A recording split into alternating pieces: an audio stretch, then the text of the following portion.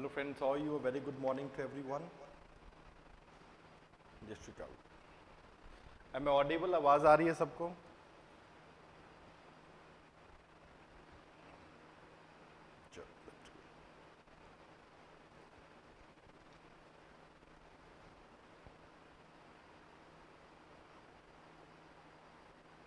ठीक है जी.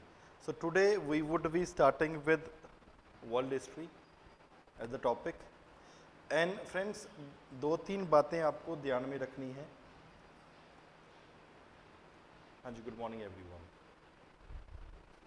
दो तीन बातें आपको ध्यान में रखनी है कि this is a question that is coming only in the mains, it is not a part of the prelims. First thing. Second thing, साथ ही साथ में आंसर राइटिंग भी करनी पड़ेगी. After covering each and every topic, जैसे भी एक क्वेश्चन बनता है, I would be giving you the answer, giving you the question. Model answer भी आपको दे देंगे जो पूरे का पूरा समझाते हैं जैसे नॉर्मली ट्रेंड होता है, और उसी हिसाब से आपको आंसर भी लिखना है. एवेल्युएटेड कॉपीज, नोट्स बना लो, साथ ही साथ में बनाने हैं तो सिनॉप्सिस बनाने हैं.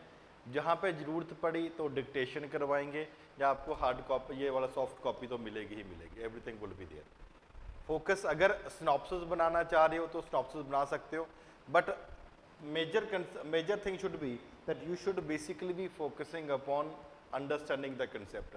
ये वो एरिया है जहाँ से डायरेक्टली मेंस के क्वेश्चन आते हैं, कभी एक, कभी दो, कभी तीन, और कभी नहीं भी आता. लेकिन प्रॉब्लम तब है जब तीन क्वेश्चन आ गए, तो वहाँ पे आपको कंपेरेटिवली इसके लिए हेल्प करेगी. पहली बात. दूसरी बात, world history is very easy to understand because it's like a story only. ये सिर्फ एक स्टोरी की तरह ही है, तो इसको रट्टा मारने की इतनी ज़्यादा जरूरत नहीं पड़ेगी. रट्टा मारने की इतनी ज़्यादा जरूरत नहीं पड़ेगी, आपको सिर्फ समझना है. If you are able to understand the concept, definitely it comparatively become possible कि आप आंसर लिख पाओगे. सेकेंडली, जो भी क्वेश्चन आएगा, रेयर आर द चांस कि डायरेक्ट क्वेश्चन आ जाए. जैसे इंडस्ट्रियल रेवोल्यूशन के बारे में डायरेक्ट क्वेश्चन एक बार आ भी चुका है, एक बार इनडायरेक्ट आ चुका है, तो दो अलग अलग क्वेश्चन टाइप है. इनडायरेक्ट क्वेश्चन भी आ सकता है, पर कभी ना कभी अगर किस्मत बहुत ही ज़्यादा अच्छी हो तो डायरेक्ट क्वेश्चन भी आ सकता है. Firstly, not this, what is also equally important is that answer writing. इस क्वेश्चन में आपको आंसर राइटिंग करनी पड़ेगी. जो आप लिख के हमें आंसर भेजोगे, फॉर एग्जांपल दो तीन बातें ध्यान में रखोगे. पहली बात, व्हाट्सएप पे स्कैन करके भेजना है, फोटो खींच के नहीं भेजनी. सेकेंडली, सेम डे भेजना है, ऐसा नहीं कि 4 दिन बाद मैं लिख रहा हूँ या लिख रही हूँ तो वो करना है. सेम डे आप रात तक भेज दो, अवेल्युएट होके विद इन अ वीक आपको मिलेगा. अवेल्युएट होकर आपको comparatively within a week ही मिला करेगा paper. Secondly, third thing, what is equally important, अभी क्या करेंगे, we would be taking to subject simultaneously. अभी हाल ही हम क्लासेस में क्या कर रहे हैं कि दो सब्जेक्ट साइमल्टेनियसली चलेंगे. 3 दिन एक सब्जेक्ट की क्लास होगी और 3 दिन दूसरे सब्जेक्ट की क्लास होगी. जैसे for example Monday, Friday and Saturday, it will be basically world history class that I would be taking up. Tuesday, Wednesday and Thursday, ये आपकी इस दिन पे ज्योग्राफी की क्लासेस होगी. दो आपकी इस तरीके से दो सब्जेक्ट है. एक तो मोनोटोनस नहीं रहोगे, कंपेरेटिवली आसान रहेगा सब कुछ करने के लिए, और दोनों चीज साइमल्टेनियसली चलती रहेगी, दो सब्जेक्ट चलते रहेंगे. On the one hand world history is going on the other hand आपका ज्योग्राफी स्टार्ट हो जाएगा वो कल से. One question that is come offline classes. Mansi देखिए, अभी गिव अस 1 और 2 डेज, हम तो ऑफलाइन कर देंगे शुरू मोस्टली कल या परसों, पर कल तो नहीं लेकिन परसों तक definitely we would be allowing. कोशिश करेंगे कल ही, बोल देंगे आना हुआ तो कल ही आ जाना, कोई चक्कर नहीं, लॉक वॉक लगा के बैठ जाएंगे अंदर सब लोग, ठीक है, तो वैसे बैठे रहेंगे, कोई इशू नहीं. कोशिश करते हैं जस्ट आफ्टर, क्योंकि आज मेरी ये दूसरी क्लास है, तीसरी class just after this class 2 बजे है, आपको पता है, तो उसके बाद 4:30-5 बजे ही हम फ्री हो पाएंगे. तो accordingly will take up a decision कि कल से अलाउ करें या परसों से अलाउ करें, बिकॉज बाहर भी देख लेंगे, किसी से बात कर लेंगे, क्योंकि प्रॉब्लम तो नहीं क्रिएट कर रहे. तो give us time till 5 PM. 5 बजे के आसपास आप सबको मैसेजेस आ जाएंगे, जैसे नोटिफिकेशन आ जाएगा आपके ऊपर, भाई कल से आ सकते हो या परसों से आ सकते हो, तो we would be allowing you to come for the classes. ठीक है जी. हाँ जी, हेलो एवरीवन. चलो, the topic that we would be starting today, और जितना हुआ उतना खत्म करने की कोशिश भी करेंगे, दैट इज अमेरिकन रेवोल्यूशन। बहुत ही इंपॉर्टेंट टॉपिक है, it need to be understood very comprehensively. Bangalore में हूँ, यहाँ शंकर IAS ऑफलाइन क्लासेस ले रहा है जबकि लॉकडाउन है यहाँ। फिर ऑनलाइन तो ऐसे ही चलता है, हाँ ऑनलाइन तो चलता ही रहेगा ना, ऑनलाइन की तो कोई इशू नहीं है, वो तो पहले भी चल रहा था। देखो भाई सिंपल सी बात है, जहाँ पे पॉसिबिलिटी है वहाँ पे अलाउ कर देते हैं। हमारा फॉर एग्जांपल बठिंडा सेंटर है, तो वहाँ पे ऑफलाइन भी कभी कभी चलता है, थोड़ा बहुत Saturday Monday to Friday offline चलता है वहाँ पे। चलो स्टार्ट करते हैं। अब थोड़ा सा टॉपिक के ऊपर अच्छे तरीके से ध्यान देना है। American revolution, America. हाँ जी गुड मॉर्निंग। अब थोड़ा सा अगर काम का मैसेज होगा, मतलब कुछ डाउट होगा, then only send a message, नहीं तो फिर डिस्ट्रक्शन हो जाती है, तो तब मैसेज मत भेजिए जब समझा रहा हूँ। अगर कुछ नहीं समझ आ रहा, कुछ भी नहीं समझ आया, तो definitely write a message then and then. जब अमेरिकन रेवोल्यूशन की बात करते हैं, it is basically in the context of the 13 colonies that are there on the eastern coast. ये अमेरिका में, what is American revolution? It is a revolution against Britain by the 13 American colonies. Britain के खिलाफ एक revolution हुआ था, 13 American colonies ने किया था revolution, and after the revolution they declare themselves as independent, और उसके बाद अमेरिकन कॉन्स्टिट्यूशन हुआ। कुछ टाइम के बाद अमेरिकन सिविल वॉर भी हुई, that is totally a different topic. American revolution का मतलब, जैसे हिंदुस्तान में इंडिया के कंटेक्स्ट में we were fighting against the Britishers, पर उसमें भी दो अलग अलग तरीके से है, एक है ब्रिटिश इंडिया, एक है प्रिंसली स्टेट्स। यहाँ पे ऐसा कुछ नहीं था। जब यहाँ पे हम इंडिया ब्रिटिश उसके खिलाफ रेवोल्यूशन भी कर रहा था, या फॉर एग्जांपल कोई मूवमेंट भी चला रहा था, कह सकते हो स्वदेशी मूवमेंट है, नॉन कॉपरेशन मूवमेंट है, या for example civil disobedience movement है, या क्विट इंडिया मूवमेंट है, जैसे आप अपने स्कूल्स में पढ़ते हो।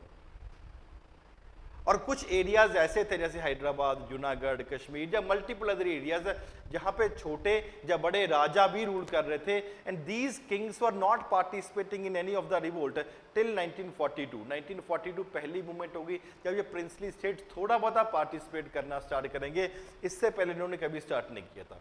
तो मेरे कहने का मतलब क्या हुआ, तब भी हम ऐसा नहीं कह सकते कि 1940 तक पूरे का पूरा हिंदुस्तान अंग्रेजों के खिलाफ लड़ रहा था, पर फिर भी हम कहते हैं it was America India's war of independence, या Indian national movement that was going on. Same is the case over here also. When you talk about America, it is the revolution that took place in the American colonies. In America, there were 13 different colonies that were 13 अलग-अलग colonies उन्होंने बनाई हुई थी अलग-अलग time के ऊपर। These colonies were being established by the Britishers at that point of time, starting from 1607.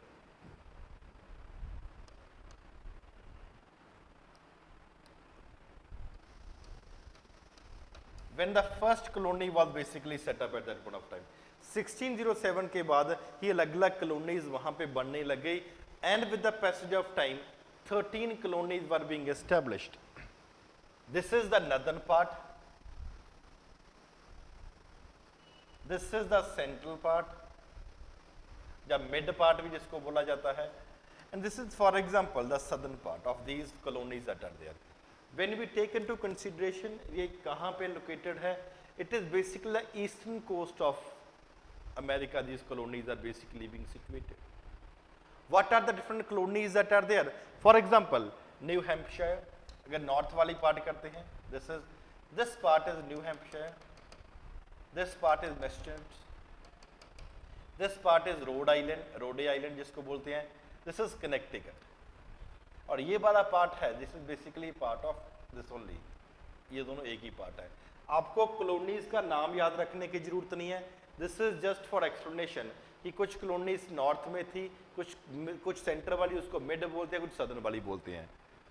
Mid वाली colonies में फॉर एग्जांपल न्यूयॉर्क आ जाएगा, यहाँ पे फॉर एग्जांपल पेंसिल्वेनिया आ जाएगा, ये न्यू जर्सी है और ये डेलवेयर है। अगर सदर्न पार्ट की बात करते हैं, ये मैरीलैंड है, ये वर्जीनिया है, नॉर्थ कैरोलिना, साउथ कैरोलिना और Georgia. These are the different 13 colonies that are there. They were established one after the other. एक के बाद दूसरा, दूसरे के बाद तीसरा, they were established by the British at that particular point of time. With starting in 1607, when the first colony was set up by the name of Jamestown Colony in Virginia. यहाँ पे Virginia was the, यहाँ पे Jamestown Colony was the first colony that was set up in 1607. Encouraged by this development that was basically taking place, various people, they went over there, established their colonies for various reasons, basically focusing upon at a good trade for various reasons. When we talk about this middle part, these states, कौन सी? New York, Pennsylvania, New Jersey and Delaware. These were the states which were basically carrying on the industrial activities. It was the industries that were established over here, firstly. Secondly, northern part was not fit for cultivation.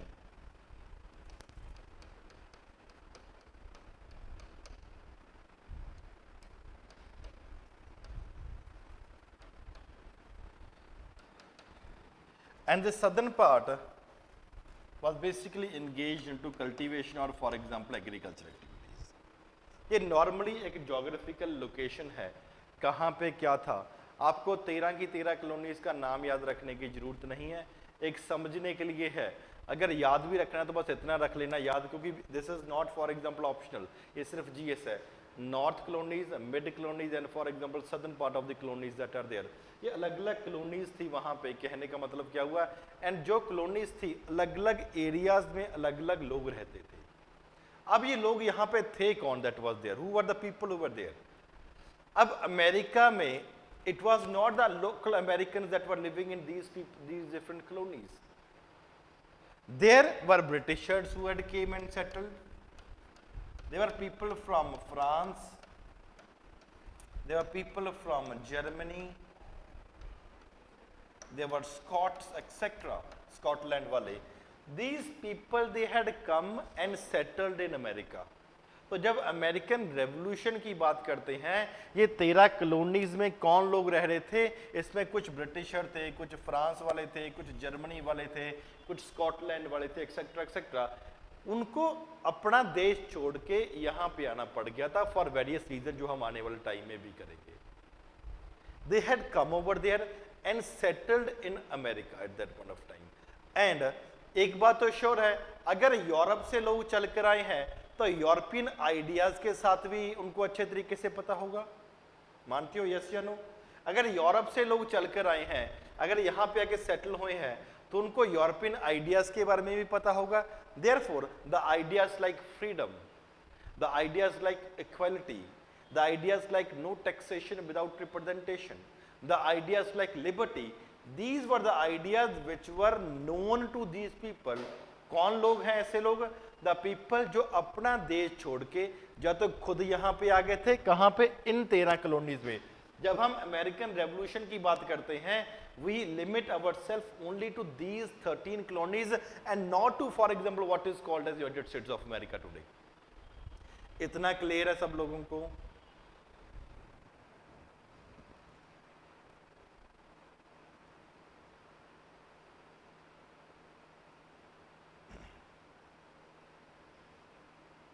चलो, नहीं कुछ नहीं note करना, बस सिर्फ समझना है. All notes will be given to you. बस सिर्फ समझने के ऊपर ध्यान देना है, कुछ नहीं नोट करना. That is the most important. चलो, अभी तक हमने क्या किया है? 1607 से लेके एंड तक, जब तक नहीं आज़ाद हुए तब तक 13 कॉलोनीज वहाँ पे एस्टेब्लिश कर चुके थे. This was not fit for cultivation. This was basically area जहाँ पे industries were set up. For example, industries क्या एंगेज करती थी? They were basically producing wine, they were basically producing sugar cane, sugar, etc. They were engaged. Agriculture, what was agriculture? Products that were there, for example, food grains, sugar cane, tobacco, cotton. So these were people who were in agriculture. यहाँ पे ये sugar cane, tobacco, cotton, they were basically being there. यहाँ पे अलग अलग category के लोग आए हुए थे, and they had came, they were from Britain, France, Germany, Scotland, etc. People, they had came and settled over here. These people were different. कहीं पे ब्रिटिशर्स हैं, अलग है, उनका कल्चर नहीं मिलता जर्मन्स के साथ, इनका कल्चर नहीं मिलता फ्रांस वालों के साथ, इनका कल्चर नहीं मिलता स्कॉटलैंड वालों के साथ, आपस में किसी का कल्चर नहीं मिलता, आपस में किसी की पॉलिटिकल आइडियोलॉजी एक जैसी नहीं है। तो these people were comparatively different and were unaffected by each other. There was no common strings that were attached with this people. एक सिंपल सी बात है, ऐसा लगा लो कुछ लोग अलग अलग देश में जाके नोट्स आई थिंक आपको मिल चुके होंगे, ऑलरेडी अपलोडेड है। फ्रेंड्स कोशिश करा करो कि बीच में ना रोको, बिकॉज एक मोमेंटम टूटता है, फिर वो दोबारा से वही बात शुरू करनी पड़ जाती है।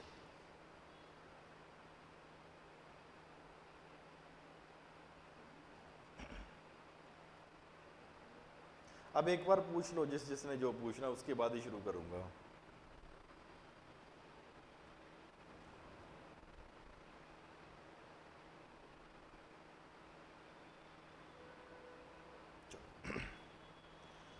They people were they coming from each other. For example, आप सिंपल सी बात है, आज के टाइम में आप देख लो कि कुछ लोग कनाडा जाके बसे हुए हैं, कुछ लोकल लोग होंगे, कुछ हिंदुस्तान के लोग हैं, कुछ चाइना के लोग हैं, कुछ पाकिस्तान के लोग हैं, अलग अलग लोग हैं।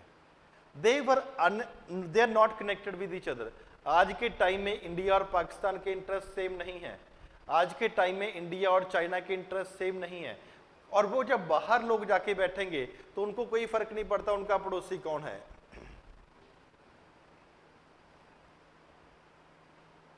चलो, now I would request all the student, no questions I would be taking up, because अभी शुरुआत तो करने दो, शुरुआत ही नहीं हुआ आप कुछ और ही पूछने लग जाते हो, इसीलिए थोड़ी सी लिबर्टी देते हो तो वो प्रॉब्लम ही हो जाती है।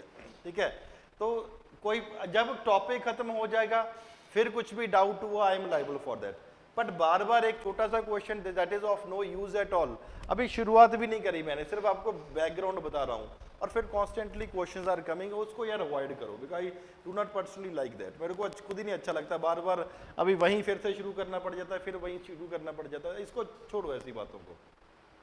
टॉपिक खत्म हो जाएगा, एक भी शब्द ना समझ आया तो मैं लाइबल हूँ, उतने देर तक मत बोलो यार ये कुछ। These people were unconnected with each other. कोई ब्रिटेन से है, उनका अलग कल्चर है वहां पे। फॉर एग्जाम्पल, ब्रिटेन में कल्चर क्या है कि कॉन्स्टिट्यूशनल मोनार्की को बिलीव करते हैं, जर्मनी में एक अलग कल्चर है, फ्रांस में एक अलग कल्चर है, स्कॉटलैंड का एक अलग कल्चर है, multiple different culture, multiple different ideologies are there, अलग अलग लोग हैं। यहाँ पे कोई एग्रीकल्चर नहीं इन्वॉल्व है, कुछ बड़ी इंडस्ट्री भी नहीं है। ये पीपल जो थे सेंट्रल वाले में, they are basically engaged into industrial activities, और इनके साथ कोई इंटरेस्ट नहीं था, इनके साथ भी बहुत कोई गहरा नाता नहीं था, थोड़ा बहुत लेन देन का काम चलता था, भी आप रॉ मटेरियल हमें दे दो, हम आपको फॉर एग्जाम्पल फिनिश प्रोडक्ट उसका कुछ प्राइस दे देंगे। These people were not connected with each other. Britishers अलग थे वहां पे, स्कॉटलैंड अलग थे, जर्मन्स अलग थे, फ्रेंच अलग थे, different people were living there, they live in diversity, but there was something that was common among these people, and that was the exploitation of England. सब अलग अलग है, इनका अलग ट्रेड कर रहे हैं, कुछ ये इंडस्ट्री कर रहे हैं, ये आग कर रहे हैं, एग्रीकल्चर, सब अलग अलग है, लेकिन कहते हैं स्ट्रिंग्स आर अटैच्ड कहां पे, by common enemy that is England, and common enemy basically in the regard that it was England that was leading to exploitation of these different colonies. It was England that was not allowing these people to carry on their trade independently. It was not England, it was England that was not allowing these people to carry on their agricultural activities independently. It was England that was not allowing these people to carry on their industrial activities independently. So England, because it was the colony of England, यहाँ पे therefore इनके trade को, इनके agriculture को, इनकी industry को comparatively effect कर रहा था फॉर वेरियस रीजंस, जो हम आगे करेंगे। These colonial people live in diversity, सबका अलग अलग कल्चर है। डाइवर्सिटी एंड कल्चर का मतलब क्या हुआ, छोटा सा आपको एक एग्जांपल देता हूं। अगर नॉर्मली भी हम देखते हैं, यह है इंडस्ट्रियल जोन, जैसे अभी आपको बताया है, and this is area that is basically having agriculture. अगर इंडस्ट्री, आप सब लोग बताओगे, अगर इंडस्ट्रियल और एग्रीकल्चर दो अलग अलग हैं, क्या इनका माइंडसेट सेम होगा? फॉर एग्जांपल इनमें से बताओ कौन सा है जो बॉन्डेड लेबर को बिलीव करेगा कि नहीं जी बॉन्डेड लेबर होनी चाहिए? कौन है इन दोनों में से?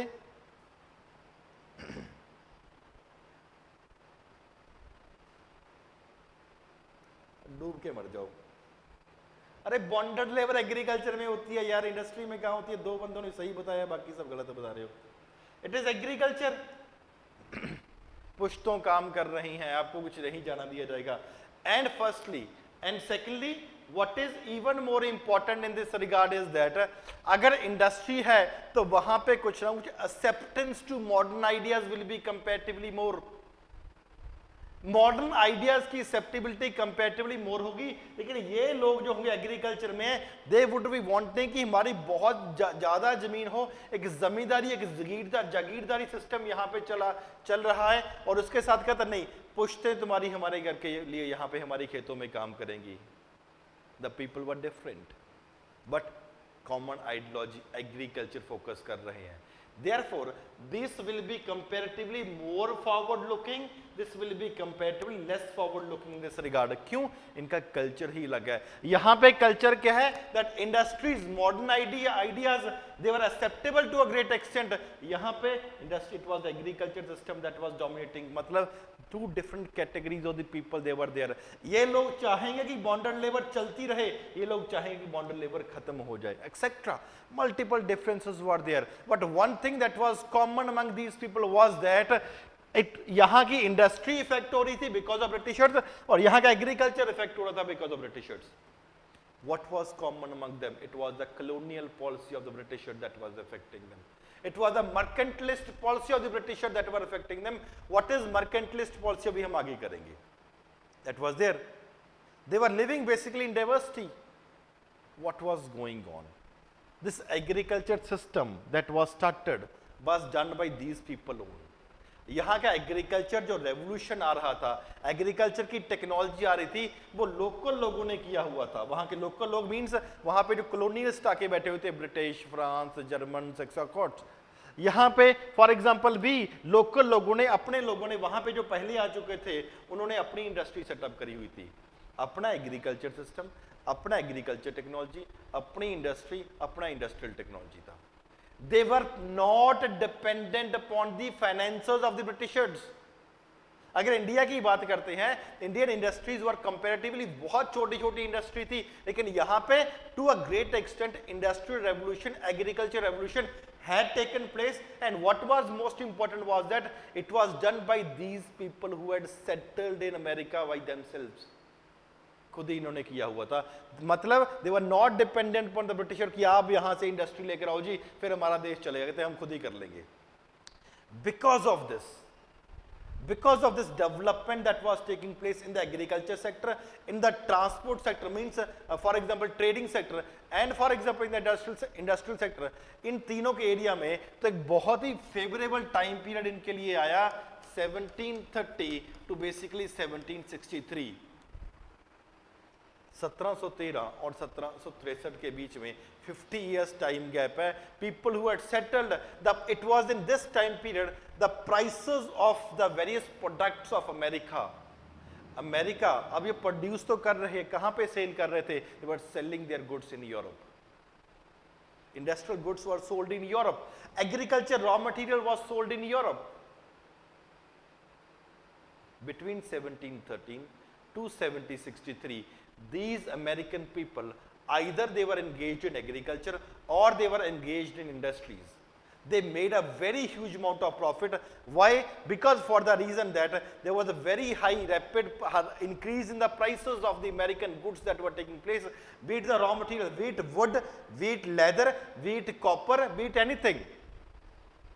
इनकी डिमांड बहुत ज़्यादा हो गई थी, and the American people between 1713 to 63 इन 50 सालों में बहुत ज़्यादा प्रॉफिट किया अपने प्रोडक्ट्स को यूरोप में बेच के, और उससे बहुत ज़्यादा पैसा इनके पास आ गया। वो पैसा कहाँ पे लगाया? एग्रीकल्चर टेक्नोलॉजी इंप्रूव करने के लिए और इंडस्ट्रियल टेक्नोलॉजी इंप्रूव करने के लिए। Means they were not dependent upon that was there, and now the attempt was basically being made. आपके पास पैसा खुद का है, टेक्नोलॉजी खुद की है, एग्रीकल्चर डेवलप्ड है, इंडस्ट्रियल डेवलप्ड है, और सबसे बड़ी बात है ये लोग उन एरिया से आके यहाँ पे बसे हुए थे जहाँ पे मॉडर्न आइडियाज थे। मॉडर्न आइडियाज का मतलब क्या हुआ? Ideas of freedom, ideas of equality, ideas of no taxation without representation. जब ऐसे लोगों के पास पैसा भी आ जाएगा, सब कुछ होगा, इनके पास नई विचारधारा भी है, वो क्यों कहेंगे कि हम हमेशा एक्सप्लॉयटेटिव कंडीशन में ही रहें? हम क्यों एक्सप्लॉयट होते रहें? Therefore a revolution took place. 13 American colonies, their interest कुछ और थे, वो चाह रहे थे कि हम मैक्सिमम प्रॉफिट कर सकें, और इंग्लैंड वाले क्या बोल रहे थे? नहीं, हम आपको करने नहीं देंगे।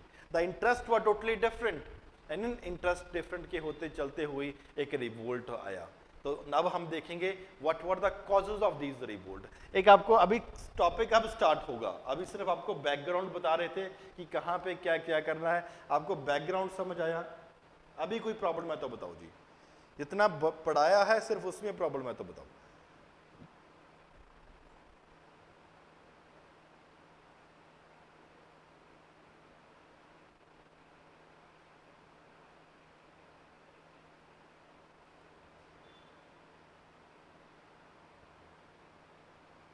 चलो,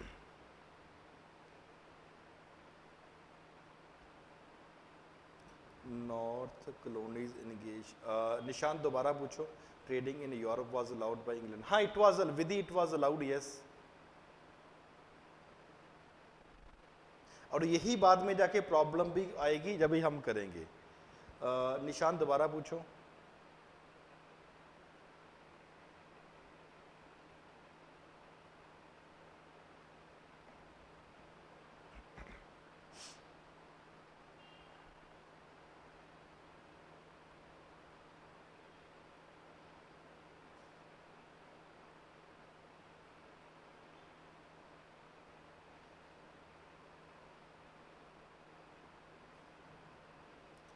that have we have not even touched. अभी उसको करवाने के लिए अभी सब कुछ, अभी तो सिर्फ बैकग्राउंड बताया है। No taxation without everything will कम।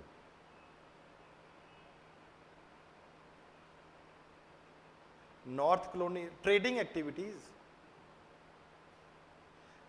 इसमें से, हाँ बता, ये लोग बेसिकली कुछ हद तक ट्रेड में थे, ये लोग बेसिकली इंडस्ट्रीज थे, और ये लोग बेसिकली एग्रीकल्चर वाले थे। Is it fine now? ये फ्रांस, जर्मनी एक्सेट्रा, वो सब कॉलोनी से पहले आगे थे, वो सब कॉलोनी से पहले आगे थे। हाँ, वो आते गए थे with the passage of time. अभी अभी सब करेंगे, एवरीथिंग विल बी रिपीटेड, वो सिर्फ आपको बैकग्राउंड ही बताना था। अब ध्यान रखना, मैं अगर नॉर्थ बोल रहा हूं, नॉर्थ कॉलोनीज, तो ये होंगी। ध्यान रखना, अगर मिड बोल रहा हूं तो ये वाली होगी, अगर साउथ बोल रहा हूं तो ये वाली होगी। अब ध्यान रखना, इसमें कंफ्यूज मत होना। ट्रेड, एग्रीकल्चर, इंडस्ट्रियल प्रोडक्ट दोनों हो जाएगा ना, सभी आएगा।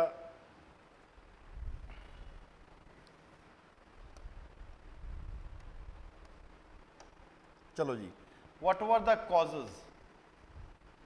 कॉन्स्टिट्यूशन मोनार्की क्या होगा कि कॉन्स्टिट्यूशन भी होगा और वहां पे राजा भी होगा, जैसे आजकल है। राज, एब्सोल्यूट मोनार्की शब्द का मतलब होता है कि पूरे का पूरा राजे की ही चलेगी, उसके ऊपर कोई इतना रिस्ट्रिक्शन नहीं है। कॉन्स्टिट्यूशन भी है और मोनार्किंग भी है, कॉन्स्टिट्यूशन मोनार्की ऐसे बोला जाएगा। चलो, पहला, what were the causes of this revolt? जो हमें एक डायरेक्ट क्वेश्चन ऐसा आ सकता है। The first is the ideals and principles.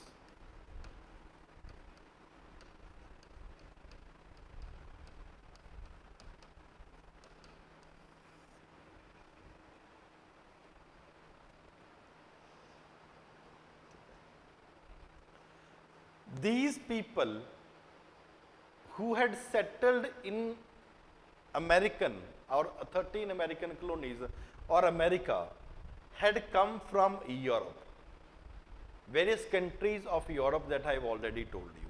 इनको क्यों आना पड़ा था वो हम बाद में करेंगे नेक्स्ट पॉइंट में। एंड जब यूरोप से आए हैं, they were very well aware of what is called as the ideas of Europe, ideals and principles of Europe. Ideas, for example, of Europe means equality, means autonomous rule,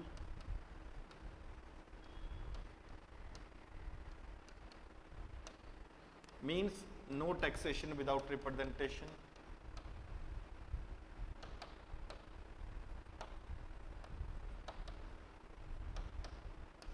means rule of law etc या liberty etc. These people were very well aware of these ideas. Liberty आप सबको पता कि अपने बात कहने का अधिकार होना चाहिए, everyone should be equal. Autonomous rule का मतलब लोकल लोगों का रूल होना चाहिए. एंड एक है rule of law, everyone has to be treated as equal. What is important is no taxation without representation. और यहां से एक मेंस का क्वेश्चन भी बनता है. No taxation without representation was a major slogan in the American during the American War of Independence. Analyze, comment, कुछ भी हो सकता है या discuss, elaborate. चलो, what is no taxation without representation? Normally एक आप सब लोग बताओ, क्या इंडिया की पार्लियामेंट पाकिस्तान के लोगों के ऊपर कोई टैक्स लगा सकती है?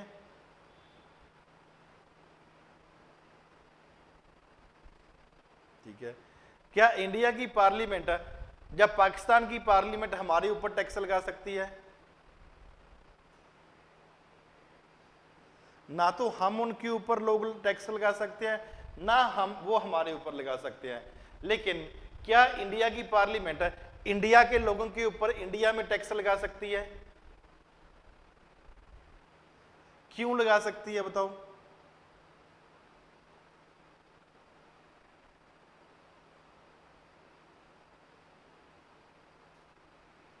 क्यों लगा सकते हैं बताओ? इनके पास कैसे रास्ता मिल गया? Yes, very good. किसी ने बोला कि because they are our representative. हमने अपने रिप्रेजेंटेटिव को चूज करके पार्लियामेंट में या स्टेट लेजिस्लेचर में भेजा है और उनको बताया है, उनको पावर दी है कि आप हमारे बिहाफ के ऊपर कलेक्टिवली एक पावर एक्सरसाइज करो. और उस पावर में यह भी आता है कि वो हमारे ऊपर टैक्स लगा सकती है. तो कहने का क्या मतलब हुआ? सिर्फ वही पार्लियामेंट, ध्यान से सुनो, सिर्फ वही पार्लियामेंट लोगों के ऊपर टैक्स लगा सकती है अगर उन लोगों के रिप्रेजेंटेटिव्स उस पार्लियामेंट में बैठे हुए हैं. समझ आ गया? सिर्फ वो पार्लियामेंट अपने लोगों के ऊपर टैक्स लगा सकती है जिनके रिप्रेजेंटेटिव उस पार्लियामेंट में बैठे हैं. अगर हमारे representative, don't use the word exploitative. क्या हो गया भाई? अरे वो ठीक है, वो तो इतना ध्यान मत करो. पिंकी कौन सा पहला पॉइंट? लिबर्टी है यहां पे. चलो, the only that parliament in which the representatives of the people are there has the power to impose taxes on the people. तो क्या कि no taxation without representation. If there is any parliament in that the representatives of the people are not there, then that particular parliament do not have the power to impose taxes. इसका मतलब क्या होता है? इसका मतलब होता है popular sovereignty.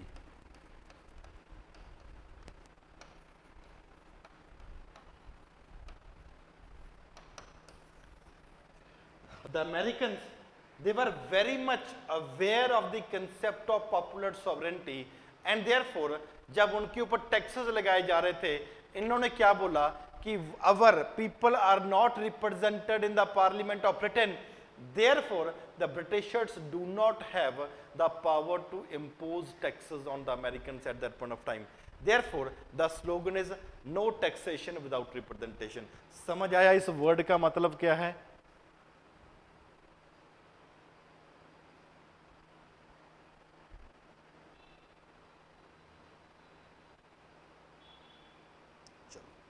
अब ये कुछ इसमें से सबसे मेजर है नो टैक्सेशन विदाउट रिप्रेजेंटेशन या पॉपुलर सॉवरेनिटी. आप इस शब्द को हमेशा याद रखना इस टाइम के लिए.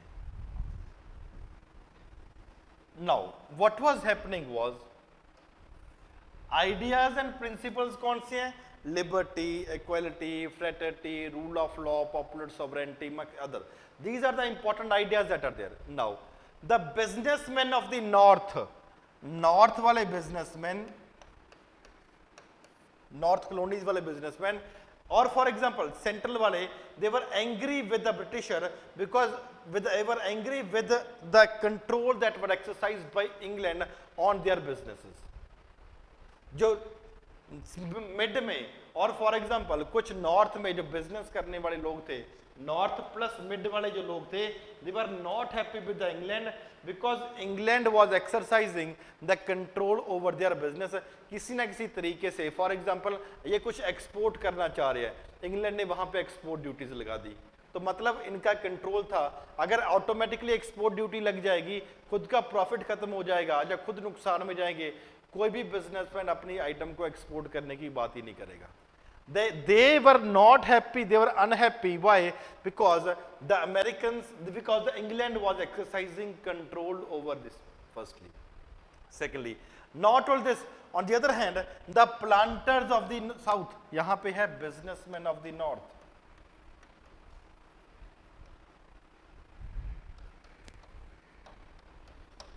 The planters of the south, they were also not happy because बहुत ज्यादा डेप्ट इनके ऊपर लगा दिया था ब्रिटिशर्स ने, एंड डेप्ट के ऊपर टैक्सेस भी बहुत ज्यादा लगा रहे थे। इनके पैसा पहले ब्रिटिशर ने दे दिया, इन्होंने पैसा की इनको ब्याज बहुत देना पड़ रहा था, इनके पास इंटरेस्ट पे पैसा बहुत ज्यादा लिया हुआ था।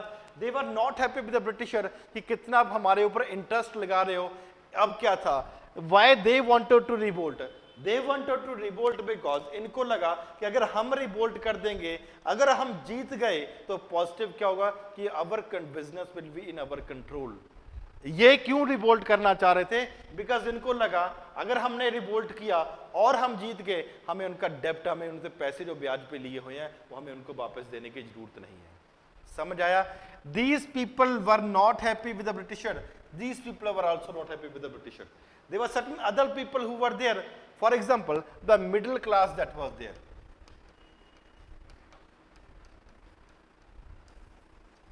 This was also not happy.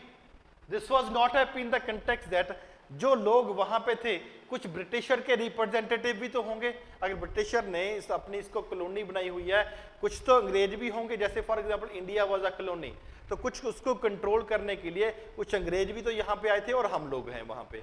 Same was the case the middle class that was there. जो इंग्लैंड के कुछ लोग ऐसे थे जो लॉयलिस्ट थे। लॉयलिस्ट मतलब जो चाह रहे थे ब्रिटिश का रूल हमेशा कंटिन्यू रहे। कुछ लोग ऐसे थे फॉर एग्जांपल जो उस कंट्रोल को एंड करने की बात कर रहे थे, they were basically the American set that were there. तो यहाँ पे मिडिल क्लास जो वहां पे लोग चल रहे हैं, middle class also hating the privileges, वहां पे कि कुछ लोग पुराने यहाँ पे आके बसे हुए हैं, they are very much attracted towards the British crown और उसके लिए ही लॉयल हैं। इनकी प्रिविलेजेस को middle class was hating to a great extent, and what they were looking for, the middle class along with these planters and for example the businessmen, they were looking for democracy, establishment of the democracy. democracy कैसे? जहाँ पे political democracy, जहाँ पे economic democracy और वहाँ पे for example social democracy भी establish कर सके। What they were thinking that they want to end this control that was exercised by the Britisher. How Britishers were exercising their control? By policy of, for example, colonial policy, colonial nature of the British rule, that is always exploitative,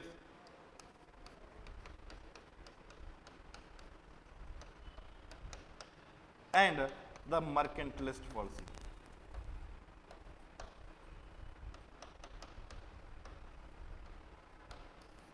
This was the policy that was adopted. What is the colonial nature of the British rule?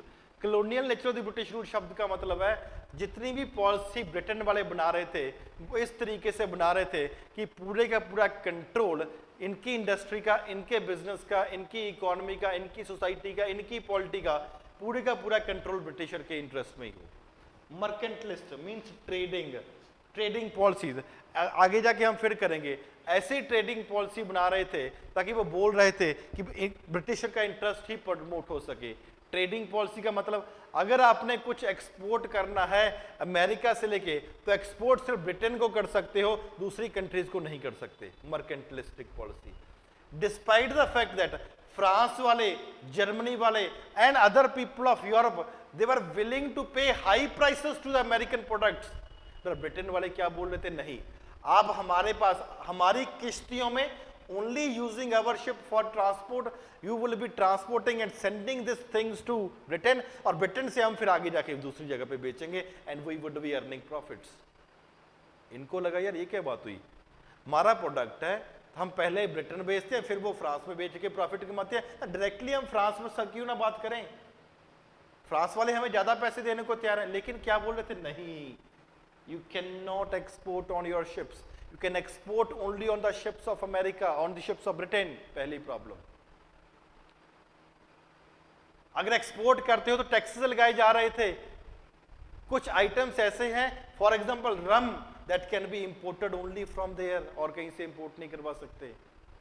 अगर आपने trade करना है तो वहां पे आपको एक stamp duty लगा, एक स्टैंप आपको लेके जानी पड़ेगी, हाँ एक मोहर टाइप सा होगा कि आपको परमिशन दे दी गई कि आप ट्रेड कर सकते हो।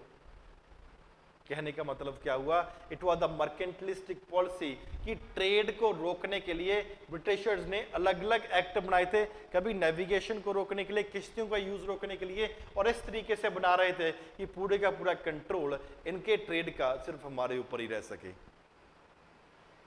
Therefore, this view of America, this view of Britain that they have the power to impose taxes on America, that they have the power to control what is called as the, for example, of the trade of America.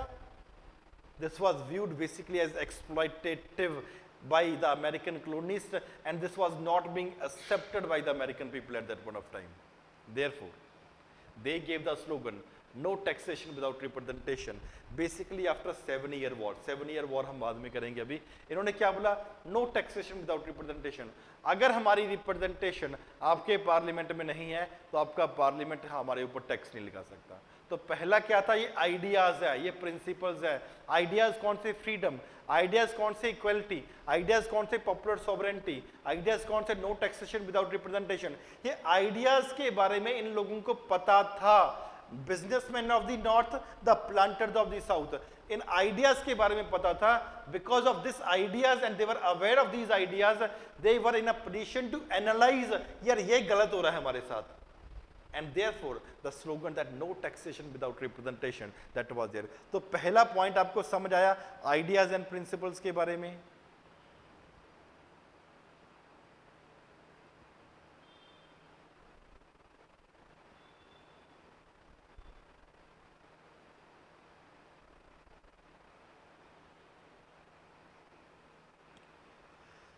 चलो दूसरा point,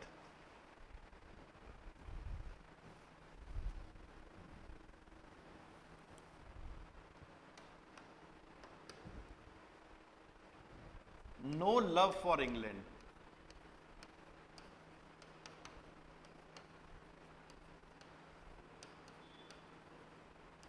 हमने एक point किया था, वहां पे कुछ middle class वाला पॉइंट रिपीट, हाँ, मिडिल क्लास मींस नॉर्मल लोग जो एजुकेटेड हैं, जिनका बिजनेस है या जिनका एग्रीकल्चर है या जिनका ट्रेड है। They were not happy with the privileges. For example एक कोई लैंडलॉर्ड है, आप एक सिंपल सी बात है, एक छोटी सी बात आप शाश्वत समझो कि आपके गांव में एक लैंडलॉर्ड है, पुराने रीति रिवाजों के मुताबिक उनका ऐसे उनकी पूजा करोगे जब उनको कोई ना कोई प्रिविलेजेस मिलेंगे। मतलब प्रिविलेजेस का मतलब आपको टैक्स पे करना पड़ेगा, उसको टैक्स नहीं पे करना पड़ेगा। आप मिडिल क्लास के लोग हो, आप अपना ट्रेड करके अपना प्रॉफिट कमाना चाह रहे हो, लेकिन प्रॉफिट नहीं कमा पा रहे हो बिकॉज वो सस्ते प्रोडक्ट अपना बेच रहा है ऐसे, और क्यों, बिकॉज उसकी राजे के साथ अच्छी जान पहचान है। इसको बोलते हैं privileges. The middle class hated the privileges that was there of the loyalist people. अभी ठीक है,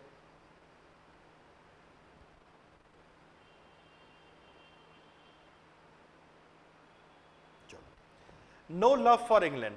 हमने क्या किया था, यहाँ पे ब्रिटिशर्स आए हुए थे, यहाँ पे फ्रांस के लोग थे, यहाँ पे जर्मनी के लोग थे, जहाँ पे फॉर एग्जांपल स्कॉटलैंड के लोग थे, मल्टीपल पीपल वर देयर। इनको यूरोप छोड़ के यहाँ पे आने की जरूरत ही क्या पड़ गई थी। they came for various reasons। firstly, why they came to America?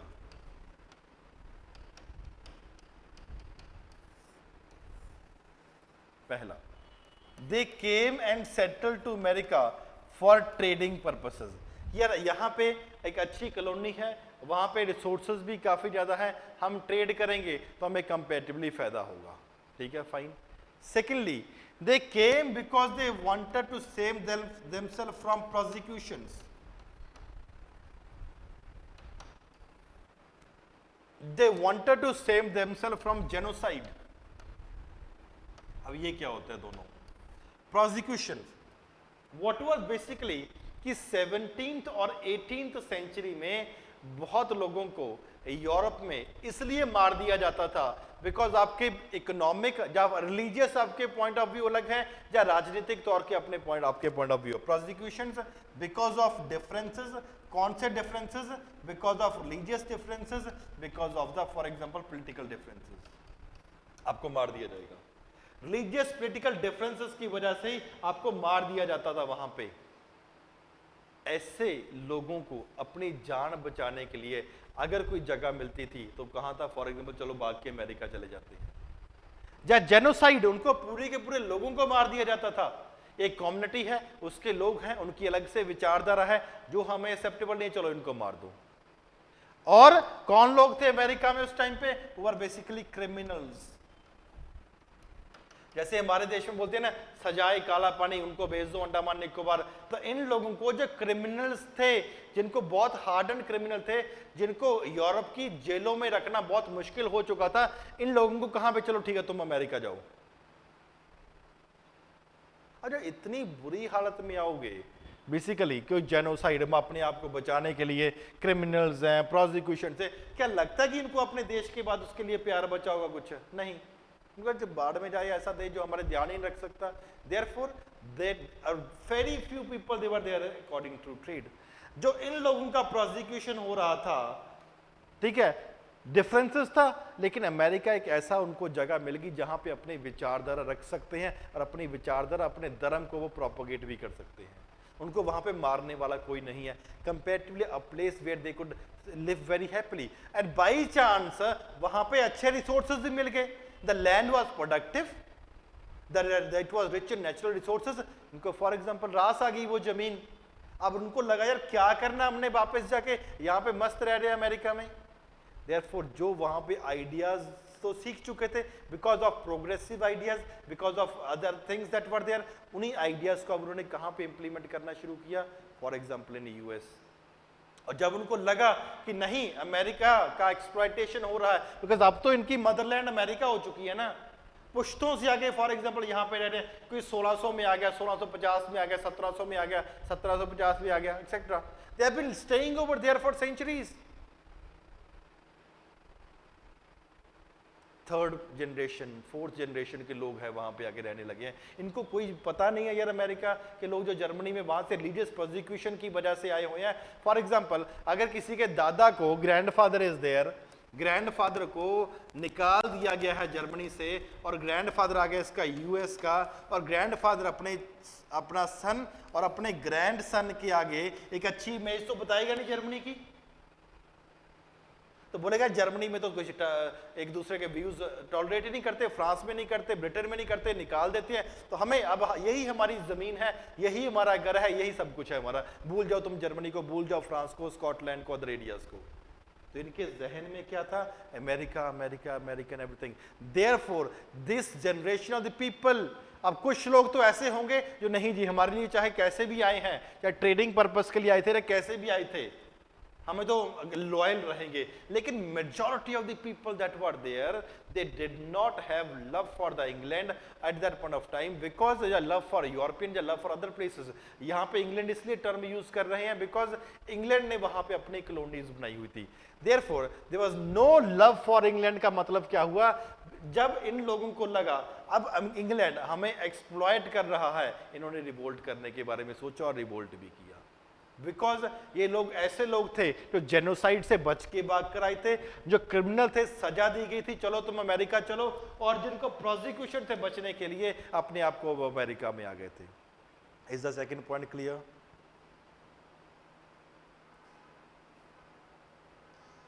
हाँ, काफी हद तक वहां पे रेड इंडियंस भी थे, etcetera, multiple races were there, local लोग भी तो थे।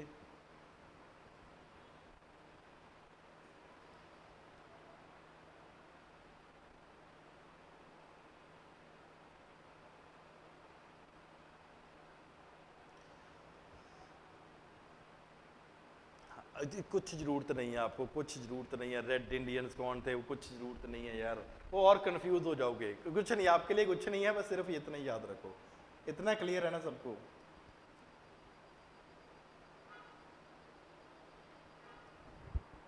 वो ज़्यादा बड़ा कंसर्न है, तभी उतना ही बता रहा हूँ जितना आपको रिक्वायर्ड है। आगे पीछे की ज़रूरत नहीं है यार हमें, फिर और बहुत कुछ निकल आएगा, फिर क्लास उसमें चली जाती है। चलो, third point, development of intellectual awareness.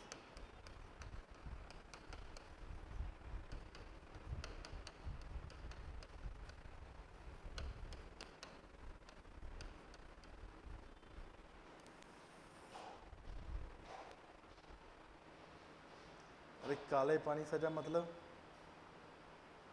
अरे कुछ हार्डन क्रिमिनल है तो वहां पे उनको सजा देने के लिए फॉर एग्जांपल भेज देते हैं ना अंडमान निकोबार, अंग्रेज भेज देते थे, उसको काला पानी बोलते थे। ठीक है मोहन?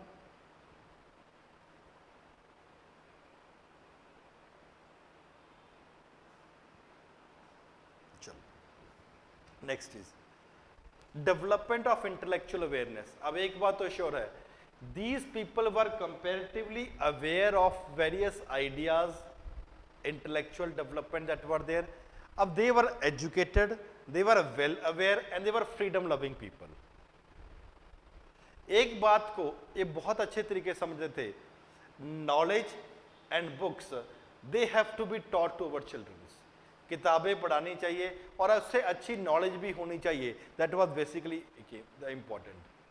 यहाँ पे कुछ लोगों ने अपने इंटेलेक्चुअल अवेयरनेस को स्प्रेड करने के लिए various colleges and universities were being set up in America. For example जैसे हार्वर्ड कॉलेज हो गया, जैसे for example William and Mary college हो गया,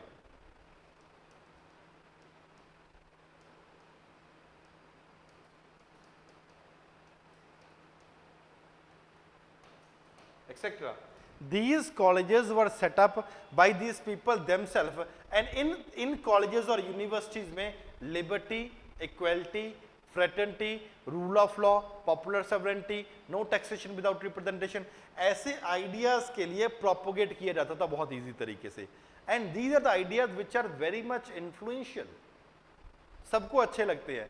एंड जब कोई आइडिया एक बहुत ही बड़ी पर्सनैलिटी, एक बड़ा इंटेलेक्चुअल लोग उसको कह रहा हो, जिसके पास काफी समझदार इंसान हो, तो उस लोग डेफिनेट है कि उसकी बात मान भी सकते हैं। There were great intellectuals who were there, for example Benjamin Franklin,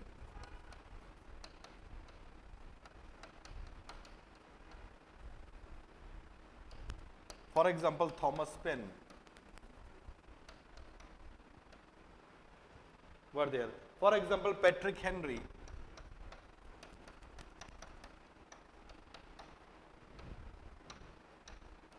etc. The different intellectuals they were there. Benjamin Franklin he set up a philosophical centers. Not only this, what is even more important is that this Patrick Henry he ignited the spirit of America. Here ठीक है, अब हम कहीं से भी आए हैं बात अलग है, लेकिन अब तो अमेरिका में सेटल हो चुके हैं, हमारी जनरेशंस यहाँ पे रह रही हैं। We are Americans at this point of time. Samuel Adams were there, Thomas Paine he wrote a book called common sense. इसको थोड़ा सा ध्यान से सुनो। कहता कॉमन सेंस की बात है यार, America should break its ties with England. Common sense है, तो ये भी कोई समझाने वाली बात है कि वो हमें एक्सप्लॉइट कर रहे हैं, हम फिर भी उनकी पूजा करते हैं। वो हमारा एग्रीकल्चर लूट के जा रहे हैं, फिर भी हम पूजा करते हैं। हमारी इंडस्ट्री नहीं करने दे रहे, हमें ट्रेड नहीं करने दे रहे। Therefore it is a common sense. तो ये कोई बहुत बड़ी ऐसा नहीं कि समझने वाली बात ही नहीं है, इट इज कॉमन सेंस। इसने बुक का नाम ही कॉमन सेंस रख दिया, that we American should break our ties with Britain. It is common sense that are there. ऐसे लोगों को और ज्यादा प्रचलित करने के लिए आइडियाज को, the books were imported from England, the journalism, for example the newspapers were written, various other things were there. इन आइडियाज को लोगों के आगे लेके गए, and therefore the spirit of nationalism developed in America. अब वो लोग जो कोई ब्रिटिश था, कोई फ्रेंच था, कोई जर्मन था, कोई स्कॉट था, now they started thinking themselves as Americans and therefore we are trying to protect their interest against, for example, England. Is it clear?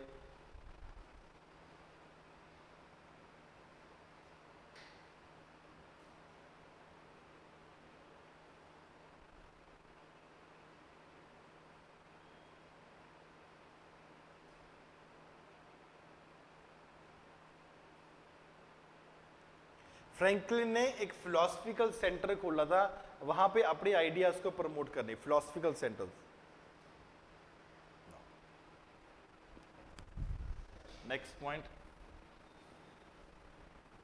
The American colonies they have become economically independent.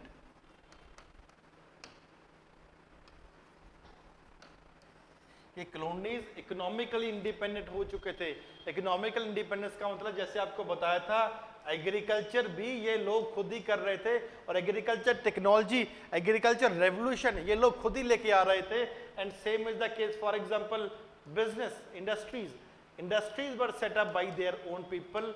The finances were there by their own people because of the benefit from 1713 to 1763. इस trade में से जो benefit हुआ, industry में पैसा लगाया, agriculture में पैसा लगाया. अब इनको था कि अब तो हमें जरूरत ही नहीं है उनके फाइनेंसेस की. Therefore, they started thinking it is the Britishers who are putting up economic restrictions on us. It's Britishers who are affecting our trade and other things. और ये बहुत ही ज़्यादा बात कि नहीं यार हमें ब्रिटिशर की ज़रूरत ही नहीं है, इससे रिवोल्ट ही कर देना चाहिए, ऐसे लोगों की क्या ज़रूरत है. It became a very common thing. कब बनने लगी? After the 7 year war.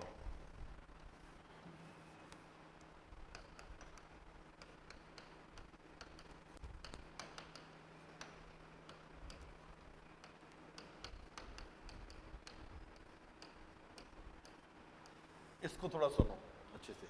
What is this 7-year war? For example, ये कुछ यूएस वाला पार्ट है. This is Canada, this is US. This Canada was under the control of France. US and its colonies basically was under the control of Britain. इतना समझ आ गया? एक France के under है और दूसरा ब्रिटेन के अंडर है, कनाडा वाला.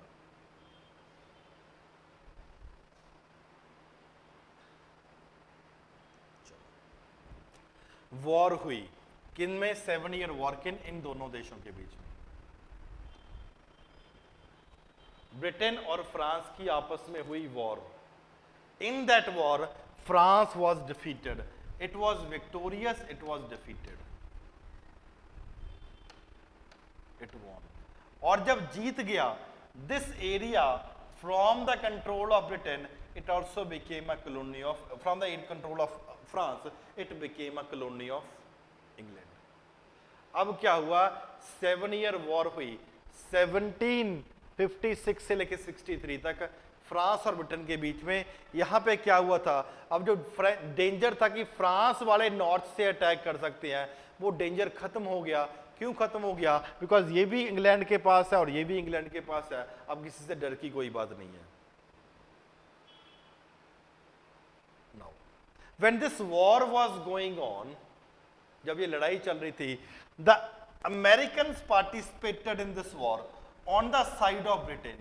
अमेरिकन वाले जो लोकल लोग थे उनको तो पार्टिसिपेट करना पड़ना था बिकॉज कॉलोनी है. तो यूएस में द सोल्जर्स जो भी थोड़े बहुत वहां पे थे, दे उनमें से कुछ लोग यूएस वाले लोग भी थे, अमेरिका वाले सोल्जर भी वहां पे थे. Now when they were fighting against France 7 year war में, ब्रिटिश की आर्मी में, जैसे इंडिया, अगर ब्रिटिश की आर्मी में इंडिया के भी कुछ लोग थे, जब for example world war 1, world war 2 etcetera कर रहे थे, लड़ रहे थे, उसी के कंटेक्स्ट में अब ब्रिटिश की आर्मी, जब ब्रिटेन और फ्रांस आपस में लड़ रहे हैं, इनकी आर्मी में कुछ सोल्जर यूएस वाले भी हैं. Now when these soldiers were fighting against France from the side of Britain, two things happened. पहला, उनके साथ यूएस वालों के साथ कुछ तो ब्रिटिश के सोल्जर भी तो होंगे. उन्होंने दो चीज उनको सिखाई. पहला, लड़ाई कैसे लड़ी जा सकती है. एंड जीती कैसे जा सकती है, what is the best strategy that can be used in fighting battles and how the battles could be won. Secondly, जब आपस में बातचीत करेंगे तो वहां पे क्या होगा, कुछ आइडियाज का लेन देन होगा। हाँ यार, हमारी तो रूल ऑफ लॉ, तुम अभी कॉलोनी बने हो, उनकी बेइज्जती फील हो रही होगी। Therefore, after this 7-year war, what was the outcome that was coming? यार ये भी ब्रिटेन के पास है, ये भी ब्रिटेन के पास है, and we are defeated। अब क्या है कि यहां से अटैक तो कर नहीं सकता, बिकॉज फ्रांस ऑलरेडी हार चुका है, ये कॉलोनी ब्रिटेन की बन चुकी है। अगर हम जीत गए, अभी अगर हम रिवोल्ट करते हैं, हमें जरूरत ही नहीं है इंग्लैंड की। हाँ, therefore we should be revolting against, for example, England at that particular point of time। अगर हम रिवोल्ट करते हैं, बिजनेसमैन को बिजनेस में बेनिफिट होगा, ट्रेडिंग वालों को ट्रेड में बेनिफिट होगा, और एग्रीकल्चर को एग्रीकल्चर वाले भी होंगे। Therefore, ideas started coming up कि अब रेलेवेंसी क्या, अब जरूरत ही क्या इनकी है, हमारे हमें फ्रांस से अटैक नहीं होने वाला, जरूरत ही क्या है, फर्स्टली। सेकेंडली, जब ये वॉर चल रही थी, the US industrialist plus certain agriculture, they continue to export their products to US, to France and to Britain also. और 7 सालों में देखो, जब वॉर चल रही होती है तो हाई प्राइस के ऊपर भी खरीदने को तैयार हो जाते हैं लोग। क्या हुआ, in this 7-year war they earn a very good amount of profit from this people. बहुत ज्यादा इनको प्रॉफिट भी हो गया, इनको कंपैरेटिवली फायदा भी हुआ वहां पे। Industries flourished, the crops were sold at a very high prices, the labourers भी, कुछ जो अमेरिका में काम कर रहे थे उनको भी हायर वेजेस दे दी, चलो ठीक है तुम भी ले लो, कोई बात नहीं। Colonies, because of the strength of their participation in the context of the war, they also realized their strength कि हाँ, अगर हम इंग्लैंड के साथ लड़के ब्रिटेन को हरा सकते हैं, अगर हम खुद भी लड़े तो खुद भी ब्रिटेन को हरा सकते हैं। Therefore, after 7-year war, they started thinking that now the time has come when we should break our relations with England at that point of time. Is it clear till now?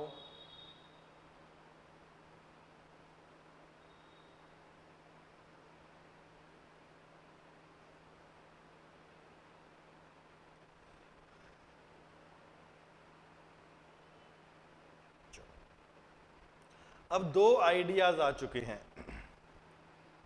On the one hand, it is the awareness that is there in the American people कि हमें अब जरूरत नहीं है इन Britishers की, अब हम आजाद होना चाहते हैं। ऑन द अदर हैंड, अगर 7-year वॉर चल रही है इन दोनों के बीच में, चाहे ब्रिटेन जीत चुका है, लेकिन कुछ इकोनॉमिक लॉसेस तो ब्रिटेन को भी हो गए होंगे। ऐसा तो नहीं हो कि बिल्कुल लॉस ही नहीं हुआ होगा। Certain losses would definitely have taken place, firstly. Secondly, अब 2 अलग अलग हैं। ब्रिटिशर उस, despite the fact they have von from France, but कुछ फाइनेंशियल लॉसेस तो हुए थे। Therefore now they were saying that अब आपको उस फाइनेंशियल लॉसेस के लिए हमें पे करना पड़ेगा।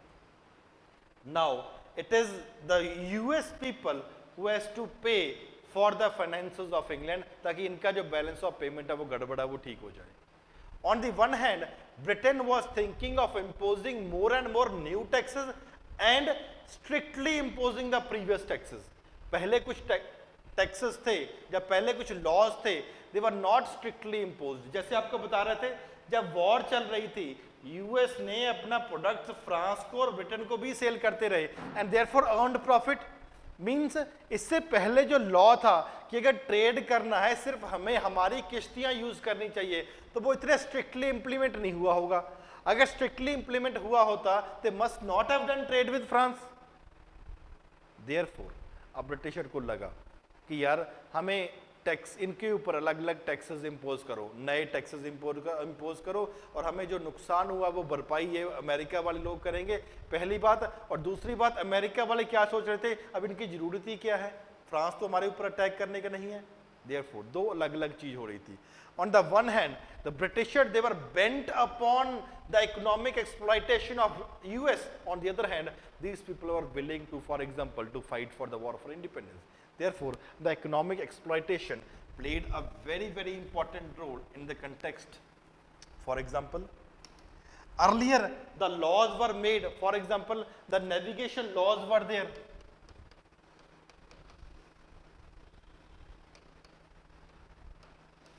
For example, 1651, 1663, they were there, they were strictly imposed, पहले enforce नहीं किया जा रहा था कि अगर आपने ट्रेड करना है सिर्फ हमारी कश्तियों के ऊपर ही कर सकते हो, और टैक्सेस लगाए जा रहे थे. फॉर एग्जांपल ट्रेड के ऊपर रेगुलेशन लगाया जा रहा था, trading regulations were being imposed. What is trading regulation? It says that certain commodities, for example iron हो गया, for example rice हो गया, for example tobacco हो गया, could be exported only to England. क्या बोला? ट्रेड हम रेगुलेट करेंगे. Certain commodities, for example rice, for example tobacco, etc. और इसको आप एक्सपोर्ट कर सकते हो कहाँ पे? सिर्फ इंग्लैंड में, और इंग्लैंड फिर इसको अलग अलग जगह पे बेचेगा. ट्रेडिंग, आपके ट्रेड को रेगुलेट कर रहे थे, इसकी वजह से अमेरिकन दुखी हो गए थे, because the French people and the Dutch people, Holland वाले लोग और फ्रांस वाले लोग, they were willing to pay higher amount of price to the American. वो ज्यादा पैसा देने को तैयार थे अपने प्रोडक्ट, इसके प्रोडक्ट का, लेकिन इन्होंने क्या बोला कि नहीं, आपके ट्रेड को हम रेगुलेट कर रहे हैं. पहला प्रॉब्लम.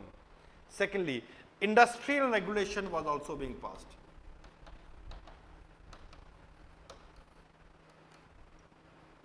इंडस्ट्रीज को भी फॉर एग्जांपल रेगुलेट करना था. For example banning of exports of the wood goods from America. आप एक्सपोर्ट नहीं कर सकते जी अपनी वुड की बनी हुई गुड्स. आपकी इंडस्ट्रीज को भी रेगुलेट कर रहे हैं, जब कुछ मैन्युफैक्चर कर रहे हैं उसको भी कंपैरेटिवली हम रेगुलेट कर रहे हैं. इनको लगा यार ये क्या बात हुई, आप पुराने टैक्स लगा रहे हो, नए रूल्स रेगुलेशन बना रहे हो, हमारी इंडस्ट्री को खराब कर रहे हो, हमारे ट्रेड को खराब कर रहे हो. तो दो अलग अलग विचारधारा इमर्ज होने लगी थी. पहला विचारधारा थी हमें ब्रिटेन की जरूरत ही नहीं है, तो क्या क्यों, it is common sense that we should break our relations with him. On the other hand America वाले क्या बोल रहे थे, अब फ्रांस का खतरा तो नहीं है जी, चलो मानते हैं, लेकिन अगर फ्रांस वाले लोग हमारे ऊपर अटैक करने आ गए तो, अगर फ्रांस वाले लोग हमारे ऊपर अटैक करने आ गए तो पहली प्रॉब्लम. दूसरी प्रॉब्लम इन्होंने क्या बोला, we always need to keep our army in America. Britain वाले क्या बोलते थे, हमें अपनी आर्मी हमेशा अमेरिका को प्रोटेक्ट करने के लिए कुछ लोगों को वहां पे रखना पड़ेगा, इसलिए उन लोगों की सैलरी प्लस अदर बेनिफिट जो हमने देने हैं, you have to pay for it.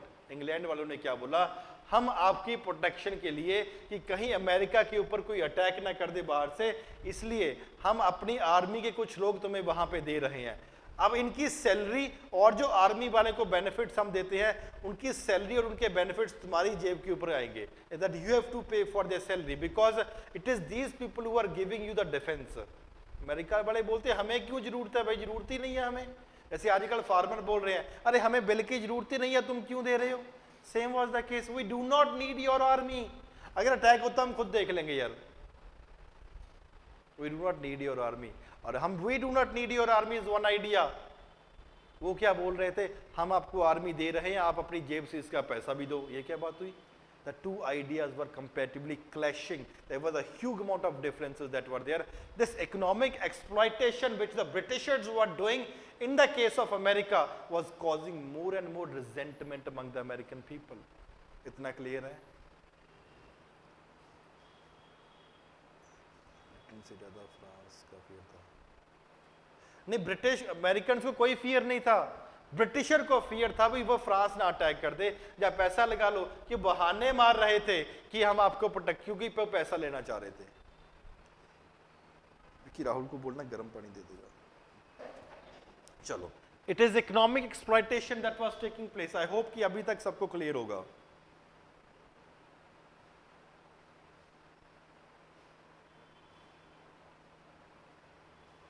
हाँ बिल्कुल करना पड़ेगा जी. इंडस्ट्री, हम आपकी इंडस्ट्री को रेगुलेट कर रहे हैं, आप अपना प्रोडक्ट कहीं भी नहीं बेच सकते, परमिशन लेने के बाद ही बेच सकते हो. जहां हम कहेंगे सिर्फ वहां सेल ऑफ कर सकते हो. नेक्स्ट, इसी पॉलिसी में इकोनॉमिक एक्सप्लॉयटेशन में अलग अलग एक्ट पास किए गए basically at that point of time. That was there. For example the government of Lord ग्रैनविले.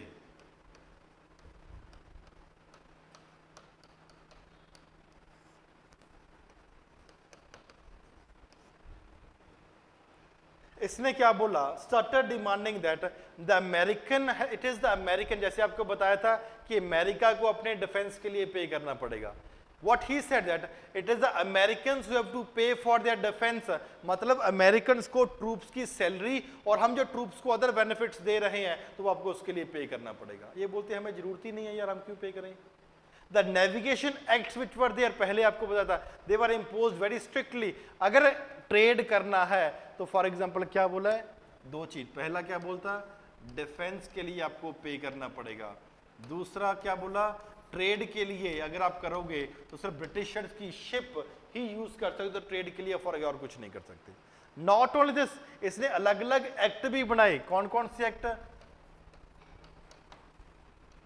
Sugar act, stamp act, currency act और quartering act. He also, Granville ने 4 act बनाए। शुगर एक्ट क्या बोलता है, under the sugar act it says that he banned the import of rum, कि अगर आपने रम का इंपोर्ट करवाना है तो सिर्फ इंग्लैंड से करवा सकते हो, और उसके लिए भी हाई प्राइस पे इंपोर्ट करवाना पड़ता था, करती थी रम, तो therefore that can be imported only from England, ताकि इंग्लैंड को कंपैरेटिवली बेनिफिट हो सके। Sugar act. Stamp act, it says that एक स्पेसिफिक स्टैंप ड्यूटी, एक स्टैंप पेपर सा था, वो 2 जगह पे यूज होता था, एक तो जब ट्रेड कर रहे हो और अगर कुछ प्रॉब्लम होगी तो कोर्ट में भी यूज किया जा सकता था। That was basically stamp act, की स्टैंप बनेगी जो कोर्ट में यूज करी जाएगी। करेंसी एक्ट, इन्होंने क्या बोला, अगर कुछ ट्रांजैक्शन करनी है, कुछ लेन देन करना है तो सिर्फ आप ब्रिटेन की करेंसी ही यूज कर सकते हो। Currency act. क्वार्टरिंग एक्ट, इन्होंने क्या बोला कि आपका जो भी अमेरिकन को एक्सपेंडिचर पे करना पड़ेगा, जो वहां पे ट्रूप्स हम रख रहे हैं, इंग्लैंड के ट्रूप्स जो अमेरिका है उसके लिए आपको पे करो। तो 4 एक्ट पास किए गए। शुगर एक्ट, सिर्फ रम सिर्फ इंग्लैंड से आ सकती है। स्टैंप, नई स्टैंप बनाएगी जो कोर्ट में यूज होगी। करेंसी, सिर्फ हमारी करेंसी यूज करोगे। और क्वार्टरिंग का मतलब है फॉर एग्जांपल आपको कुछ हिस्सा इनके डिफेंस के लिए आर्मी को भी देना पड़ेगा। These were the acts that were there. The Americans they oppose these acts like anything, कहते हम नहीं कुछ भी देने वाले जी। और उल्टा दिया, क्या दिया गया, ना देंगे और ना फॉर एग्जांपल किसी को देने देंगे। उसके लिए the American they set up a vigilance committee, ना तो हम टैक्स देंगे और ना ही फॉर एग्जांपल साथ वाले को भी देने देंगे। Vigilance committees were set up, and यहां पे स्लोगन क्या दिया गया, no taxation without representation was the slogan. जब तक हमारी रिप्रेजेंटेशन पार्लियामेंट में नहीं है तब तक फॉर एग्जांपल हम वो नहीं करोगे, तब तक आप टैक्स नहीं लगा सकते। What they said that who is the common enemy? The common enemy is England for everyone at that point of time. Problem was there, increasing to a great extent. अब लॉर्ड ग्रैनविले की सरकार के बाद एक और declaration हुई, Rockingham declaratory act.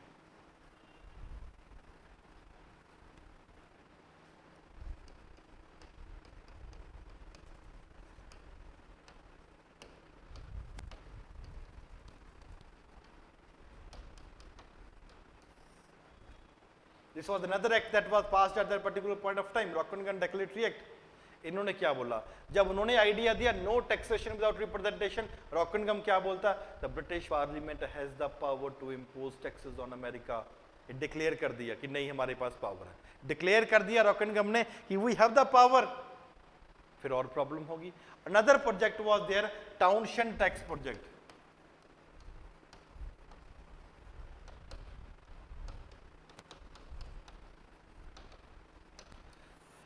Townshend he imposed taxes on 5 different goods, 5 अलग अलग गुड्स के ऊपर टैक्स कर दिया। For example tea, lead, paper, metal coin and paints, 5 goods के ऊपर इन्होंने टैक्स इम्पोज कर दिया। और ब्रिटेन वालों ने और अमेरिका वाले क्या बोलते, चाहे कुछ भी हो जाए हम टैक्स देंगे नहीं जी। The rights they broke about and the taxes could not be collected. दंगे हो गए और टैक्स वहां पे कलेक्ट नहीं करे। इसकी वजह से सरकार को मजबूर हो गए कि ये 5 आइटम्स के ऊपर, लेड, पेपर एंड अदर, इनके ऊपर फॉर एग्जांपल टैक्सेस कम किया जाए, टैक्सेस बंद कर दिया जाए। Is it clear to everyone till now?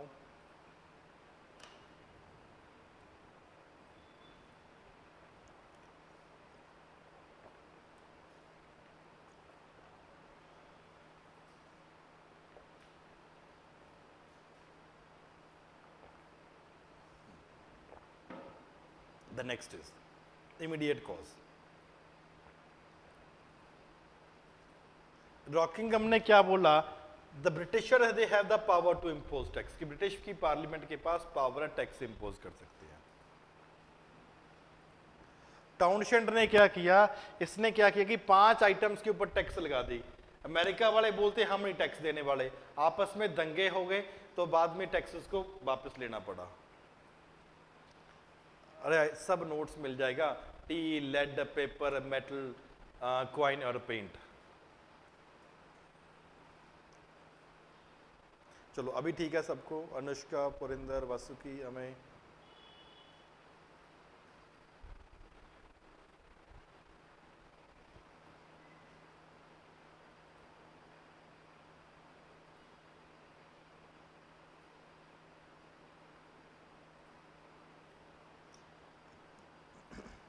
हमें बस लॉ बना सकते हैं, उससे यूज पहले ब्रिटेन नहीं,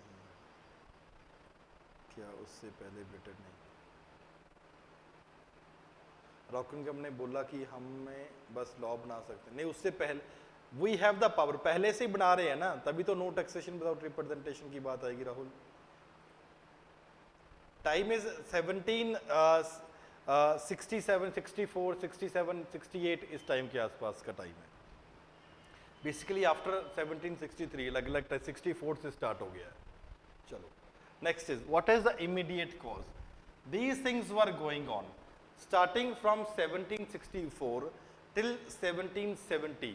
यहाँ तक टाउनशेंड, फॉर एग्जांपल आपके पास आ जाएगा, फॉर एग्जांपल टाउनशेंड है, ग्रैनविले है, रॉकिंगहम डेक्लेटरी एक्ट है, नेविगेशन एक्ट को स्ट्रिक्टली इम्पोज किया गया। तो 1770 तक आते आते काफ़ी ज़्यादा प्रॉब्लम्स कंपेरेटिवली बढ़ चुकी थी वहाँ पे, तो differences that were coming up. इसी कंटेक्स्ट में इमीडिएट कॉज है Lord North tea policy.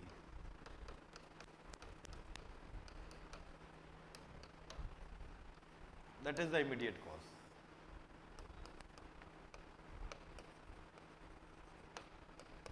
What was there, दो अलग अलग सर्कमस्टांसेस यहाँ पे इमर्ज हो गए थे।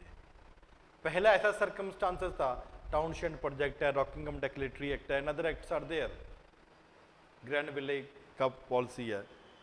ये बार बार टैक्स लगा रहे थे, टैक्स लगा रहे थे, टैक्स लगा रहे थे। किसके ऊपर?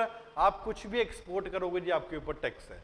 आपके बिजनेस को हम कंट्रोल कर रहे हैं, आपके इंडस्ट्रीज को हम कंट्रोल कर रहे हैं, आपके एग्रीकल्चर को हम कंट्रोल कर रहे हैं, आपके ट्रेड को हम कंट्रोल कर रहे हैं। The total control was basically to be exercised by the Britishers on the Americans at that point of time. Therefore, it had become comparatively very difficult for America to export their goods. For example, अगर India ने कोई product भेजना है, हमारा product है ₹10 का, China वाला product बना रहा है, या फॉर एग्जांपल यूएस वाला प्रोडक्ट बना रहा है जिसका हमारा पड़ेगा ₹20 का।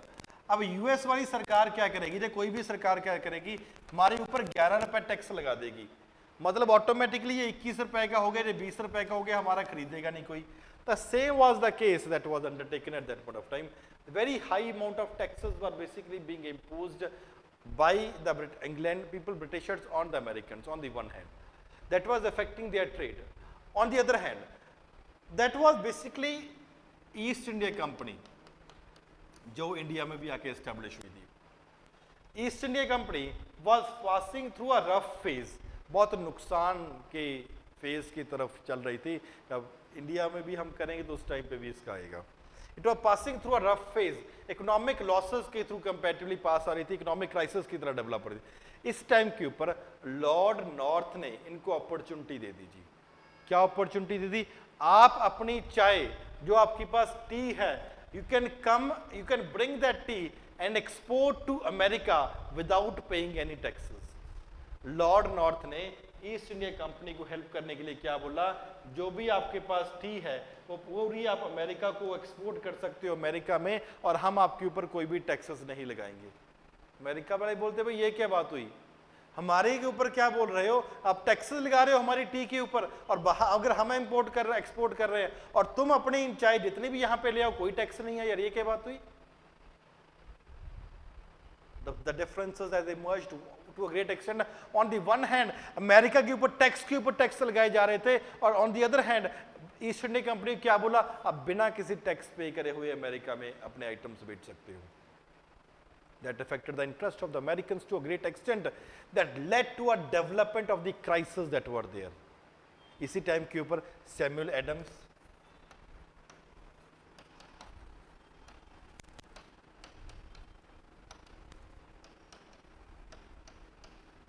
along with his colleagues and various other people, he entered the port of Boston. Boston में पोर्ट में एंटर किया, जहां पे ईस्ट इंडिया कंपनी की किश्तियां खड़ी थी। इतनी किश्ती में चाय के बैग से उठा के सबको समुद्र में फेंक दिया। That was basically considered as a challenge to the sovereignty and the government and to the authority at that point of time of the England. और उसको क्या बोलते हैं, बोस्टन टी पार्टी। बोस्टन में टी पार्टी, वहां पे for example आपने पूरी का पूरा सामान समुद्र में उठा के फेंक दिया। एंड इसकी जब crisis on the one hand ये बोल रहे थे हम इनको इंपोर्ट नहीं करने देंगे, और वो क्या बोल रहे थे ब्रिटेन वाले कि आप हमारी अथॉरिटी को चैलेंज कर रहे थे। इसी टाइम के ऊपर crisis developed and revolution started, जिसकी वजह से कॉन्टिन्यूसली ब्रिटेन और अमेरिका के बीच में वॉर होने लगी। Various people from that was great leaders, for example Washington and other people, they were leading the Americans. On the other hand कुछ George III जो वहां पे किंग थे, उनकी फोर्सेस के लोग यहाँ पे अमेरिकन के साथ लड़ रहे थे। अलग अलग कॉन्फ्रेंसेस हुई, फिलाडेल्फिया कॉन्फ्रेंस हुई जो मेजर इंपॉर्टेंट डेवलपमेंट था, फिलाडेल्फिया कॉन्फ्रेंस थर्ड। और उसके चलते हुए क्या बोला कि हमें आजादी चाहिए, we are fighting for independence. And 1783 the Paris pact was signed, जिसके चलते हुए ही it was America that was declared as independent by the Britishers. This is how the Americans, they fought their war of independence at that point of time. It was the economic differences that were developed. These people were comparatively aware of the ideas of popular sovereignty, and therefore they said that you are on the one hand you are imposing taxes on the us, on the other hand you are allowing your own company to export their products to England. Therefore the crisis has developed. Boston Tea Party हुई, अलग अलग जगह पे crisis problems हुई, Philadelphia में conferences हुई। Third Philadelphia conferences में क्या बोला, कुछ भी हो जाए हम तो आजाद होके रहेंगे। And therefore we are saying that it is not only fight that will be starting tomorrow and starting today and ending tomorrow, हम तब तक लड़ते रहेंगे जब तक हम अपनी आज़ादी नहीं पा पाएंगे। एंड देयरफॉर अमेरिका की आज़ादी कब हुई, 1783 by the Paris pact that was signed. Is this clear to everyone?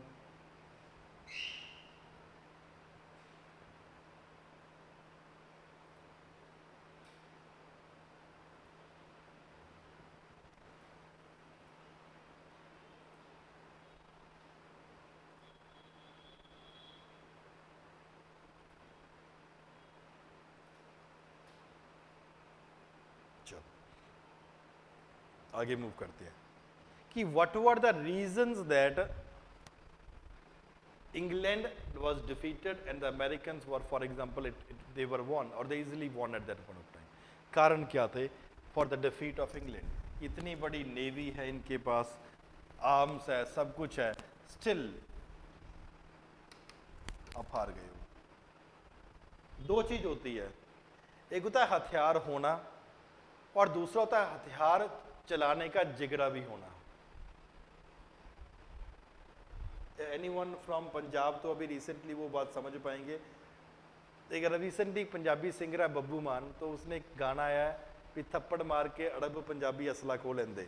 ठीक है, मतलब कि आपके पास हथियार है लेकिन चलाने का जिगरा नहीं है। सामने वाले के पास जिगरा है तो कभी दो कान पे मार के उसे रिवॉल्वर भी खो सकता है, छीन सकता है normally. Same is the case what happened with the Britishers at that point of time. Now, जैसे फॉर एग्जाम्पल अभी गलवान वैली में चल रहा था ना पंगा, तो एक पंजाबी सरदार था, वो चीनी को उठा के ले आया वहां से। ये बहुत बड़ी बात है। उनको हराना है तो उनको अपने सोल्जर छुड़वाने पड़ेंगे। हथियार ठीक है, वो चीनी को ही उठा के ले आया, दो तीन चीनी थे उनको उठा के ले आया। चलो हिंदुस्तान ही चलो हमारे साथ, तुम ज्यादा क्रॉस कर रहे हो, चलो आज वहीं चलते हैं। चलो ठीक है, next. Now what were the causes that were there that led to what is called as the defeat of England? पहला था solid organisation of the Americans.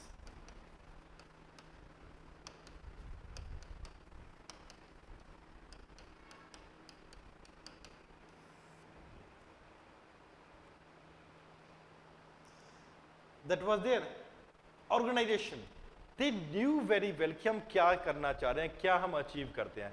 And for that Philadelphia conference जब हो रही थी, इन्होंने पूरे के पूरा ऑर्गेनाइज किया कि ऐसा होना है, ऐसा होना है, ऐसा करेंगे, ऐसा करेंगे, which they were able to implement also. एक होता प्लान करना, दूसरा प्लान को इम्प्लीमेंट करना।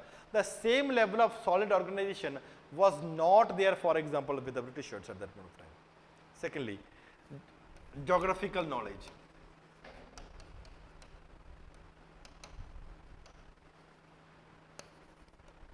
अमेरिकन को अपनी जमीन का जैसे हर गली नुक्कड़ का पता था कि कहाँ पे हम भाग इनको मार के भाग सकते हैं। अब ब्रिटिशर्स के सोल्जर वहां पे लड़ने आए थे, उनको मैदान के बारे में पता था लेकिन भागने का नहीं पता था ना।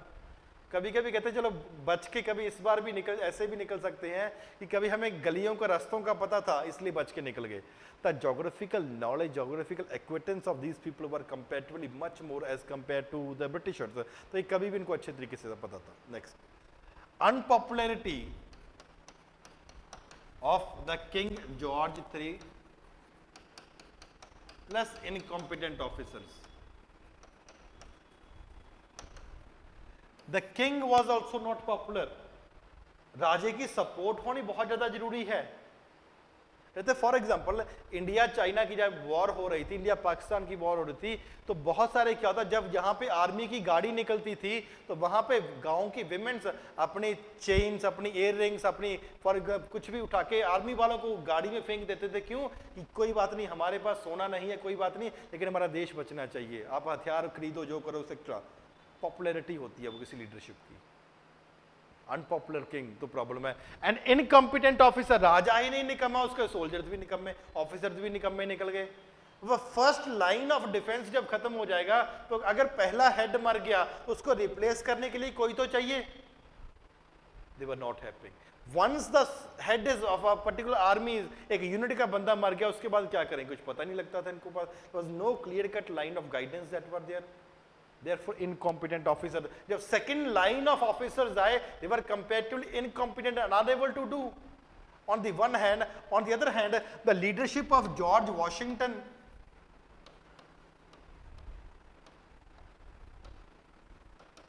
leadership was to a great extent। लोगों को पता था यार ये एफिशिएंट बंदा था, ये कॉम्पिटेंट बंदा है, he has a wisdom, he has a moral courage, he has a integrity, he has a modesty also। Automatically respect बढ़ जाती है बहुत ही ज्यादा। And they always have a second class of leadership. अगर बाई चांस लड़ रहे हैं, पहले लीडर की डेथ होगी, रिप्लेस करने वाला होगा वो भी इक्वली कॉम्पिटेंट होगा, तो कभी भी ऐसा प्रॉब्लम आई नहीं कि ऐसा हो जाएगा। Not only this, the policies of the government in England was also lacking harmony. एक सरकार कुछ बोलती थी, दूसरी सरकार कुछ बोलती, तीसरी सरकार कुछ बोलने लग जाती थी। That caused a problem. Greenville ने स्टैंप एक्ट लगा दिया, रॉकिंगम बोलता चलो छोड़ो स्टैंप एक्ट रहने देते हैं। ये क्या बात हुई? कभी लगा रहे हो, कभी हटा रहे हो, कभी लगा रहे हो, कभी हटा रहे हो। कोई पॉलिसी नहीं है, जब पॉलिसी नहीं है तो पता कैसे लगे इसको कलेक्ट भी करना टैक्स के नहीं कलेक्ट करना। The problem increased. जब सब लोग चल रहे थे, very important international developments took place. कैसे? Certain countries they helped America, certain countries they remained neutral. वो भी इनडायरेक्ट ऐसे ही होता है कि आप हमारे दुश्मन को हेल्प कर रहे हो। एक सिंपल सी बात है, 7 ईयर वॉर में फ्रांस को हरा दिया था इंग्लैंड ने, और उसके हाथ से कनाडा निकल गया था एज अ कॉलोनी। अब क्या होगा? अब जब अमेरिका और ब्रिटेन आपके आपस में लड़ रहे हैं तो फ्रांस किसको सपोर्ट करेगा, अमेरिका को या ब्रिटेन को? हम बताता हूं। अमेरिका को, इट सपोर्टेड अमेरिका। देयरफॉर क्यों? बिकॉज प्रॉब्लम है। Not only France but other countries also, France, Spain, Holland, वो भी कैसे चाह रहे थे कि कैसे न करके इंग्लैंड हार जाए, and therefore they were also willing to give all the support that was American, that was needed by America. आप लड़ो इनके साथ, जो जरूरत है हम आपको देंगे। और कुछ countries for example Russia, Denmark, Sweden,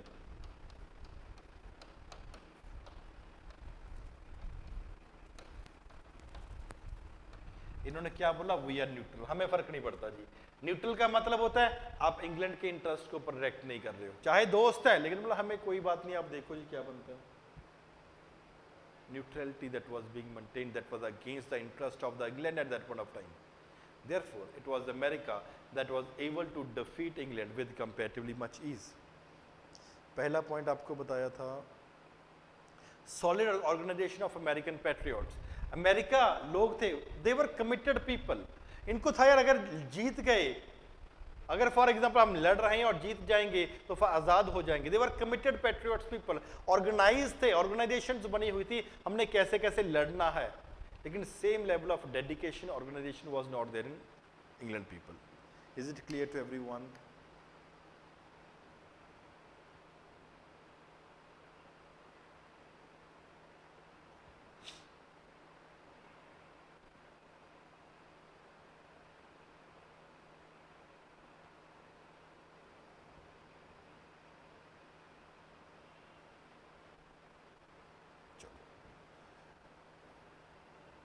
next, अगर अमेरिकन रेवोल्यूशन से अप्रॉक्सीमेटली 4-5 क्वेश्चन बनते हैं। पहला क्वेश्चन तो यही हो गया कि what were the causes of the revolt, I think everyone will be able to write. Second question बने कि इंग्लैंड वाले क्यों फेल हो गए, या ब्रिटेन वाले अमेरिका वाले क्यों फॉर एग्जांपल सक्सेसफुल हो गए जीतने के लिए। The third question that we can be there, American revolution, एक बार आपको नोट्स में सब कुछ मिलेगा, बस एक बार सुन लो। American revolution was an expected phenomenon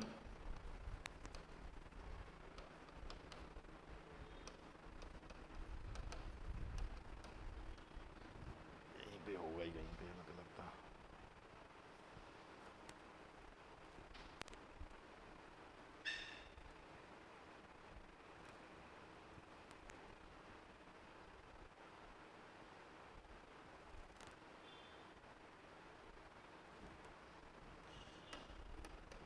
was an expected phenomenon in the life of the people who had come of age. In the life of the people who had come of age, इस शब्द का मतलब है ऐसे लोग जो अपनी as से काफ़ी ज़्यादा आगे निकल चुके थे, और ऐसे लोग जो for example it was comparatively possible that these people were developed intellectually, developed economically, developed socially, developed politically, developed religiously, and developed culturally. It was expected in the phenomenon who had come of age. Come of age का मतलब होता है developed. कौन सा?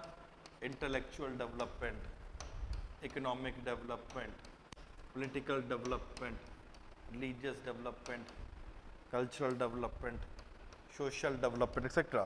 यहाँ पे social development, economic development, culture कैसे भी, मतलब कि हम डिफरेंसेस होते हुए भी हम साथ में रह रहे हैं, डेवलप्ड थे, कोई फर्क नहीं पड़ता। जैसे फॉर एग्जांपल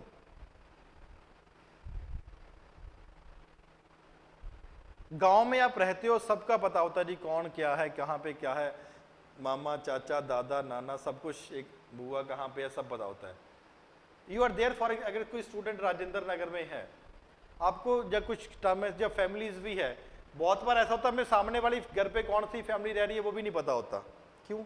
कोई फर्क नहीं पड़ता, वो अपना काम कर रहा है, वो हम अपना काम कर रहे हैं। डेवलप्ड, कीपिंग देयर इन, अपने काम से काम का मतलब रख रहे हैं। American colonies were, they were comparatively different from the people of Asia and America, and economic industries, intellectual development, universities, colleges, agriculture revolution, industrial revolution, trade, it was done by these people themselves, and they were not dependent on anyone for their development. Therefore these people, it was an expected phenomena. और ऐसे लोग जो politically, economically, intellectually, religiously developed हो चुके हैं, आज नहीं तो कल वो रिवोल्ट करेंगे ही करेंगे। Therefore क्वेश्चन क्या बनता है? American Revolution was an expected phenomenon in the life of the people. Why? Because of the economic development that has taken place. Why? Because enlightenment has been there because of ideas. Why? Because religious, because this education institutions were being established. Why? Because agriculture इनका खुद था, industries खुद की थी। Therefore आज नहीं तो कल ये रिवोल्ट करेंगे ही करेंगे। Therefore it was an expected phenomenon in the life of the people who had come of age. पता लगा क्या लिखना है इसमें?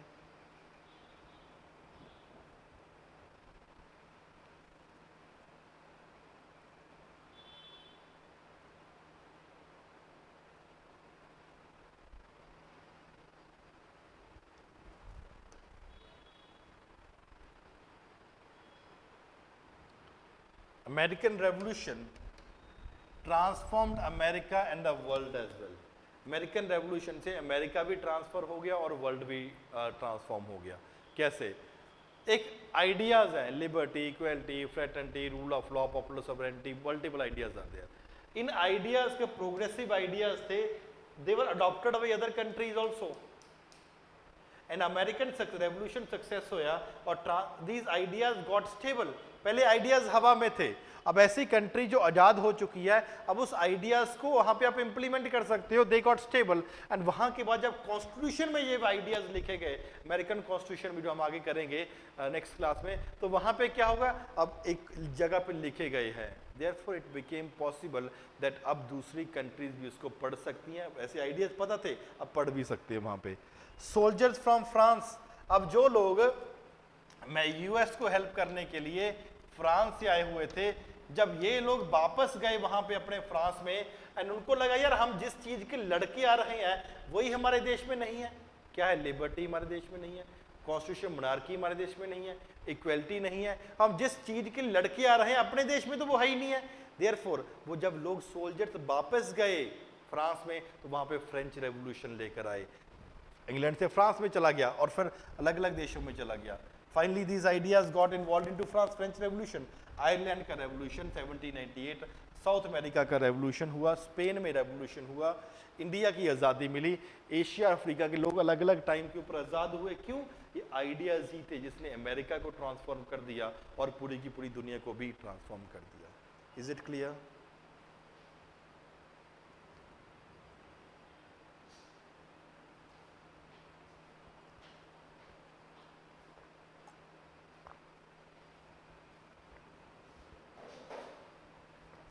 चलो next, no taxation without representation.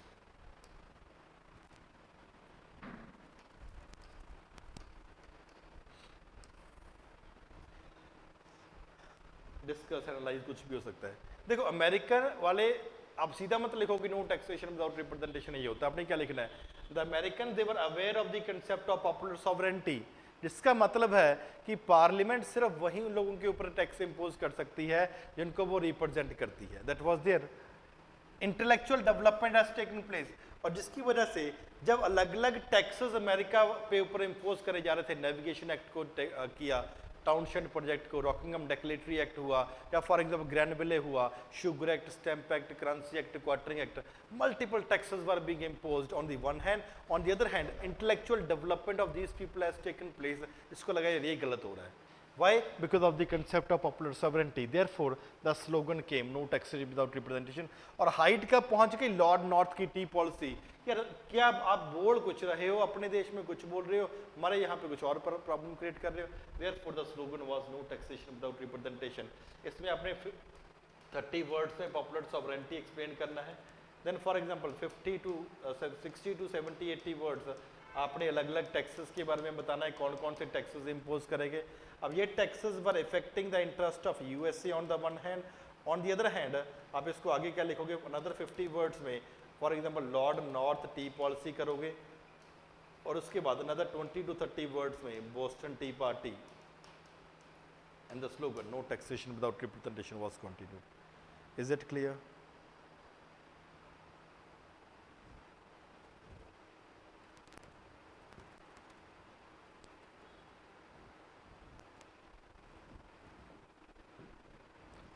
At the Declaration of American Independence,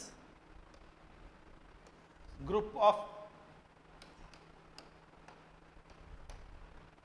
group of American people cheered, rang church bells and fired guns and cannons, but others who were not so happy।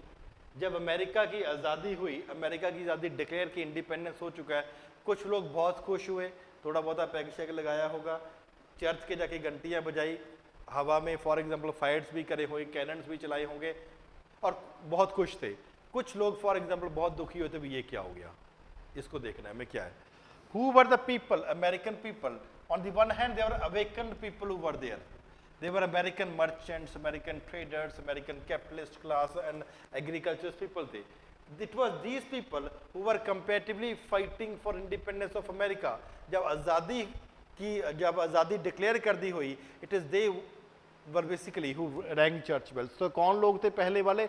वो लोग थे जो intellectual aware थे, वो लोग थे जो traders थे, एग्रीकल्चरिस्ट थे, बिजनेस क्लास वाले लोग थे जो आज़ादी के लिए लड़ रहे थे। एंड देयरफॉर उनके पहली स्टेटमेंट उनके लिए है, group of people who cheered rank church bells and fired gun cannons also, जब इंडिपेंडेंस हुई। अनहैप्पी कौन थे? जो फर्स्ट जनरेशन थे, ओल्ड माइग्रेंट्स थे एक्सेट्रा, जो ऐसे लोग थे जिनकी प्रिविलेजेस डिपेंड कर रही थी अमेरिका ब्रिटिश के ऊपर, फ्यूडल लॉर्ड्स कि उनको फॉर एग्जांपल कुछ दे दिया कि आज के बाद 100 एकड़ तेरे हो गए, 500 एकड़ तेरे हो गए, तो यहाँ पे एडमिनिस्ट्रेशन अच्छे तरीके से चलाना है, या जिनकी सैलरी ब्रिटेन दे रहा था कि कंट्रोल किया जा सके अमेरिका के, they highly paid people and they were known as loyalist.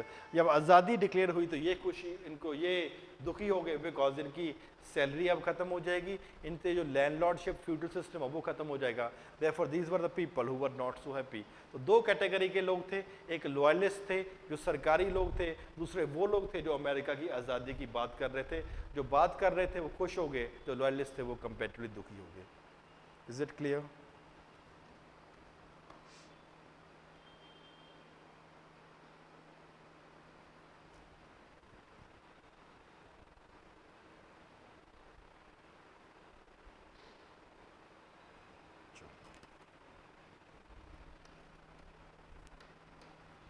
तो ये है अभी अमेरिकन रेवोल्यूशन जो करना है, जो किया है। इसका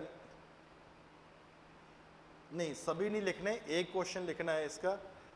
कौन सा लिखना है? No taxation without representation. सिर्फ ये क्वेश्चन सब स्टूडेंट, मैं यही बात करने वाला हूँ। आपने जो क्वेश्चन लिखना है,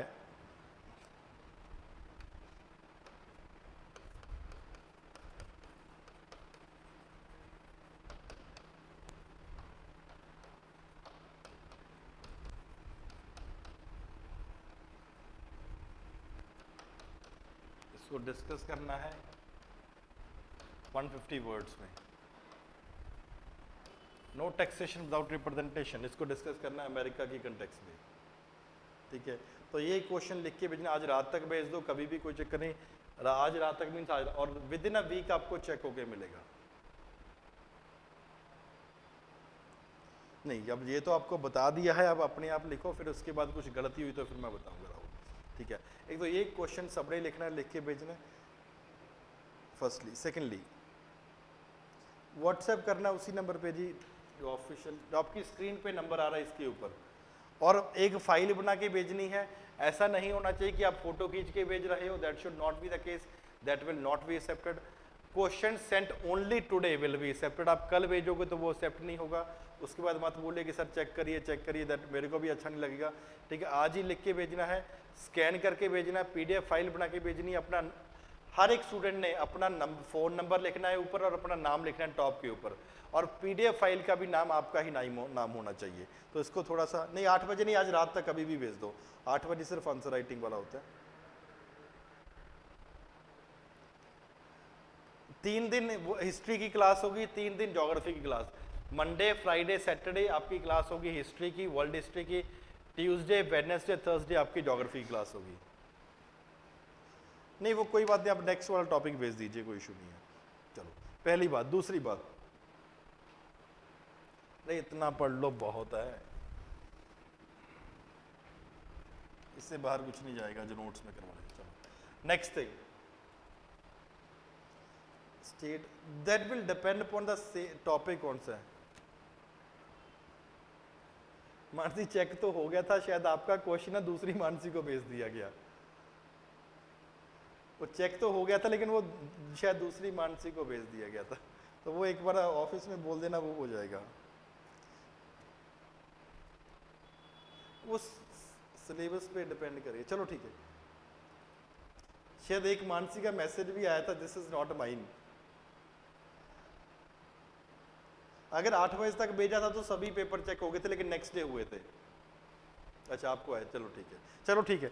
नाउ नेक्स्ट इज, जो भी स्टूडेंट जो भी अपना ऑप्शनल पेपर लेना चाह रहे हो,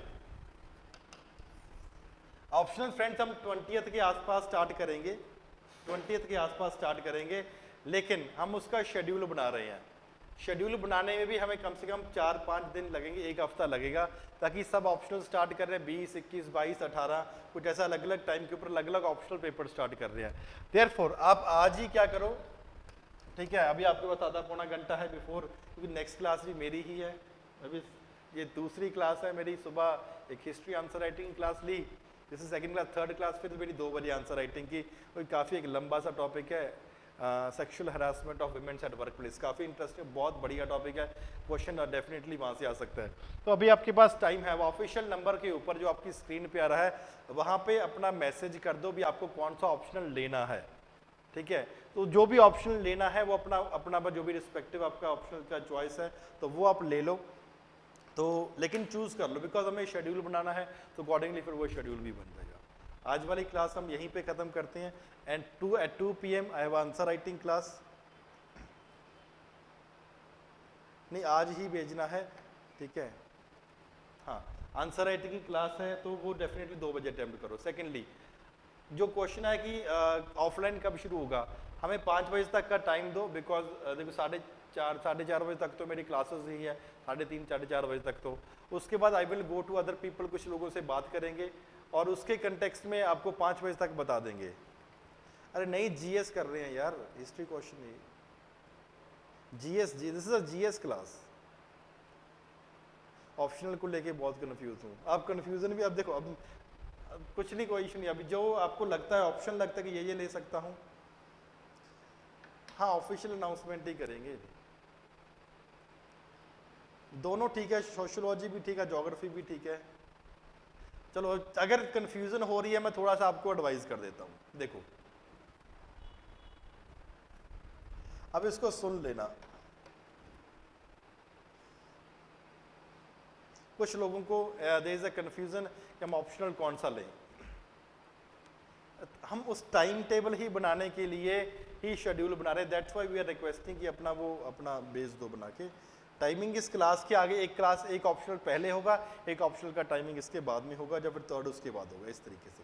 चलो अब थोड़ा सा सुनो, ऑप्शनल जो मैं आपको एडवाइस करता हूँ that will B, despite the fact मैं हिस्ट्री पढ़ाता हूँ, डिस्पाइट द फैक्ट मैं हिस्ट्री पढ़ा रहा हूँ, हिस्ट्री थोड़ा सा लंबा है, मेरे को नहीं पता आपको कितना हिस्ट्री समझ आ रहा है, लेकिन जहाँ तक मैं लेके चलता हूँ कि कम से कम जितना पढ़ा रहा हूँ 60-70% तो आपको समझ आ रहा होगा, कि इतना तो आपको समझ आ रहा होगा,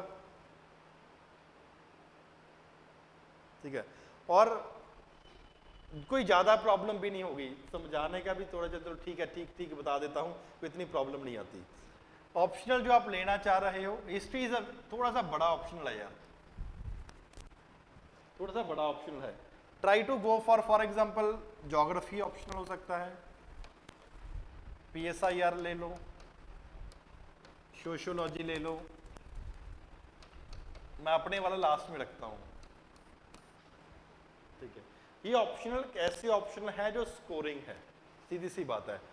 अब दूसरा, अब आप एंथ्रोपोलॉजी को आई कम, 2 मिनट दो मेरे को, सब लोग रुको 2 मिनट, ठीक है, एक और ऑप्शनल है एंथ्रोपोलॉजी, चलो इसका भी लिख देता हूं पहले।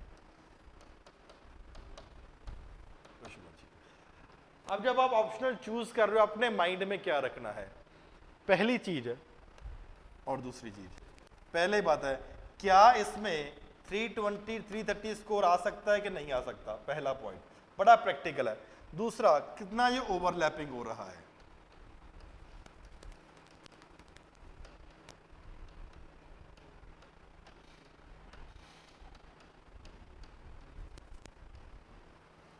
कितना इसके लिए ओवरलैप हो रहा है, this is another thing that is very very important, because आपके पास एक ही अटेम्प्ट में आपको एग्जाम निकालना है, तो कोशिश करो कि ऐसा ऑप्शनल लो जो ओवरलैपिंग हो रहा हो, despite the fact, for example हम लिटरेचर भी पढ़ा रहे हैं, हिंदी लिटरेचर है, पंजाबी लिटरेचर है, एक्सेट्रा लिटरेचर भी है, लेकिन हिंदी लिटरेचर, पंजाबी लिटरेचर हो गया, एंथ्रोपोलॉजी हो गया, सभी आपने भी वही बात लिख दी, वहां पे क्या है, there is overlapping of syllabus is not there, यहां पे सिलेबस का ओवरलैपिंग नहीं है, ये एक प्रॉब्लम है। एंथ्रोपोलॉजी आज से 3 साल पहले तक या 2 साल पहले तक ये बहुत बढ़िया ऑप्शनल था, हम एंथ्रोपोलॉजी भी पढ़ाते हैं, लेकिन यहाँ पे आपको मैं क्लियर कट बता रहा हूं क्या है क्या नहीं है, नहीं, उस पर अलग बात होता हूँ, क्योंकि एंथ्रोपोलॉजी में 1 से 2 क्वेश्चन होते हैं ना, कंपल्सरी क्वेश्चन होते हैं, वो ऐसे आने लगे हैं जो कंपैरेटिवली नोट्स में से नहीं मिलते। तो अब ऐसा लगा लो कि 250 में से अब 230 नंबर का पेपर आपको आता होगा, 220 से 230 का।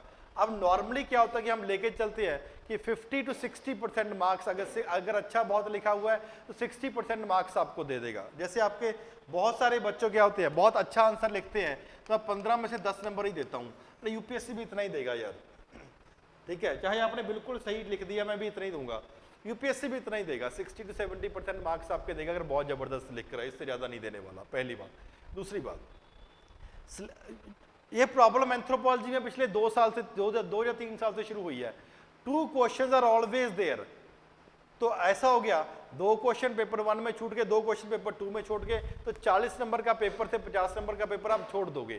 तो वहां पे एक एंथ्रोपोलॉजी पिछले कुछ 3 साल से या 2 साल से प्रॉब्लम क्रिएट कर रहा है। जो स्टूडेंट एंथ्रोपोलॉजी ले रहे हैं वो 2 चीज ध्यान में रखेंगे कि उस हिसाब से, एक ओवरलैपिंग नहीं है, and secondly basically in the context that problem कहां पे होने वाली है, दैट 2 क्वेश्चन प्लस पेपर 1 में 2 क्वेश्चन पेपर 2 में, वहां पे प्रॉब्लम होने के चांसेस है। पहली बात, लिटरेचर एक टोटली डिफरेंट ऑप्शन, डिफरेंट चीज है। अगर अच्छे से पढ़ के जाओगे 280 से लेके 310 के आसपास आपको मार्क्स आ जाएंगे। लिटरेचर में 330 लाना कंपैरेटिवली थोड़ा सा मुश्किल क्वेश्चन है।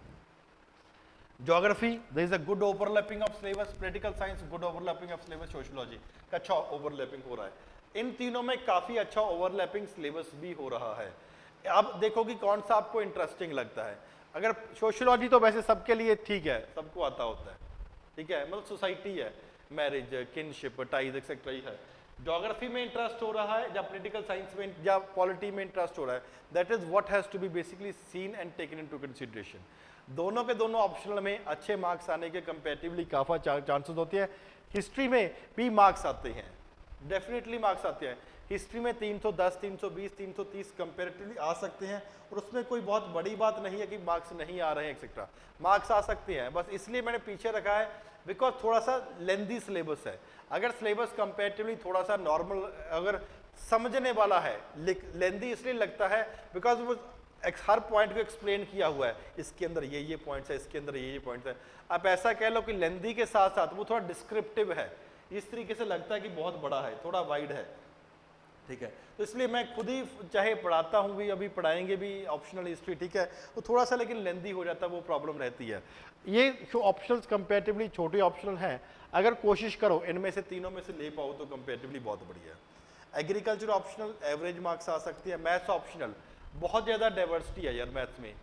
ऐसा नहीं कि अगर आप ग्रेजुएशन में, चाहे 10th 12th की तो बात ही नहीं करता मैं, अगर ग्रेजुएशन में भी आपके बहुत अच्छे मार्क्स थे तो भी श्योर नहीं है कि यहाँ पे 280 आएंगे या 360 आएंगे।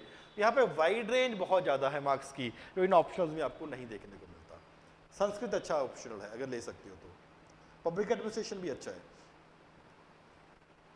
पब्लिक एडमिनिस्ट्रेशन में पेपर 1 में जब कभी ना कभी प्रॉब्लम आ जाती है, जब जो थिंकर्स वाला पार्ट है वहां पे प्रॉब्लम आ सकती है। पब्लिक एडमिनिस्ट्रेशन से अच्छा है तो PSIR ले लो, ज़्यादा अच्छा रहेगा।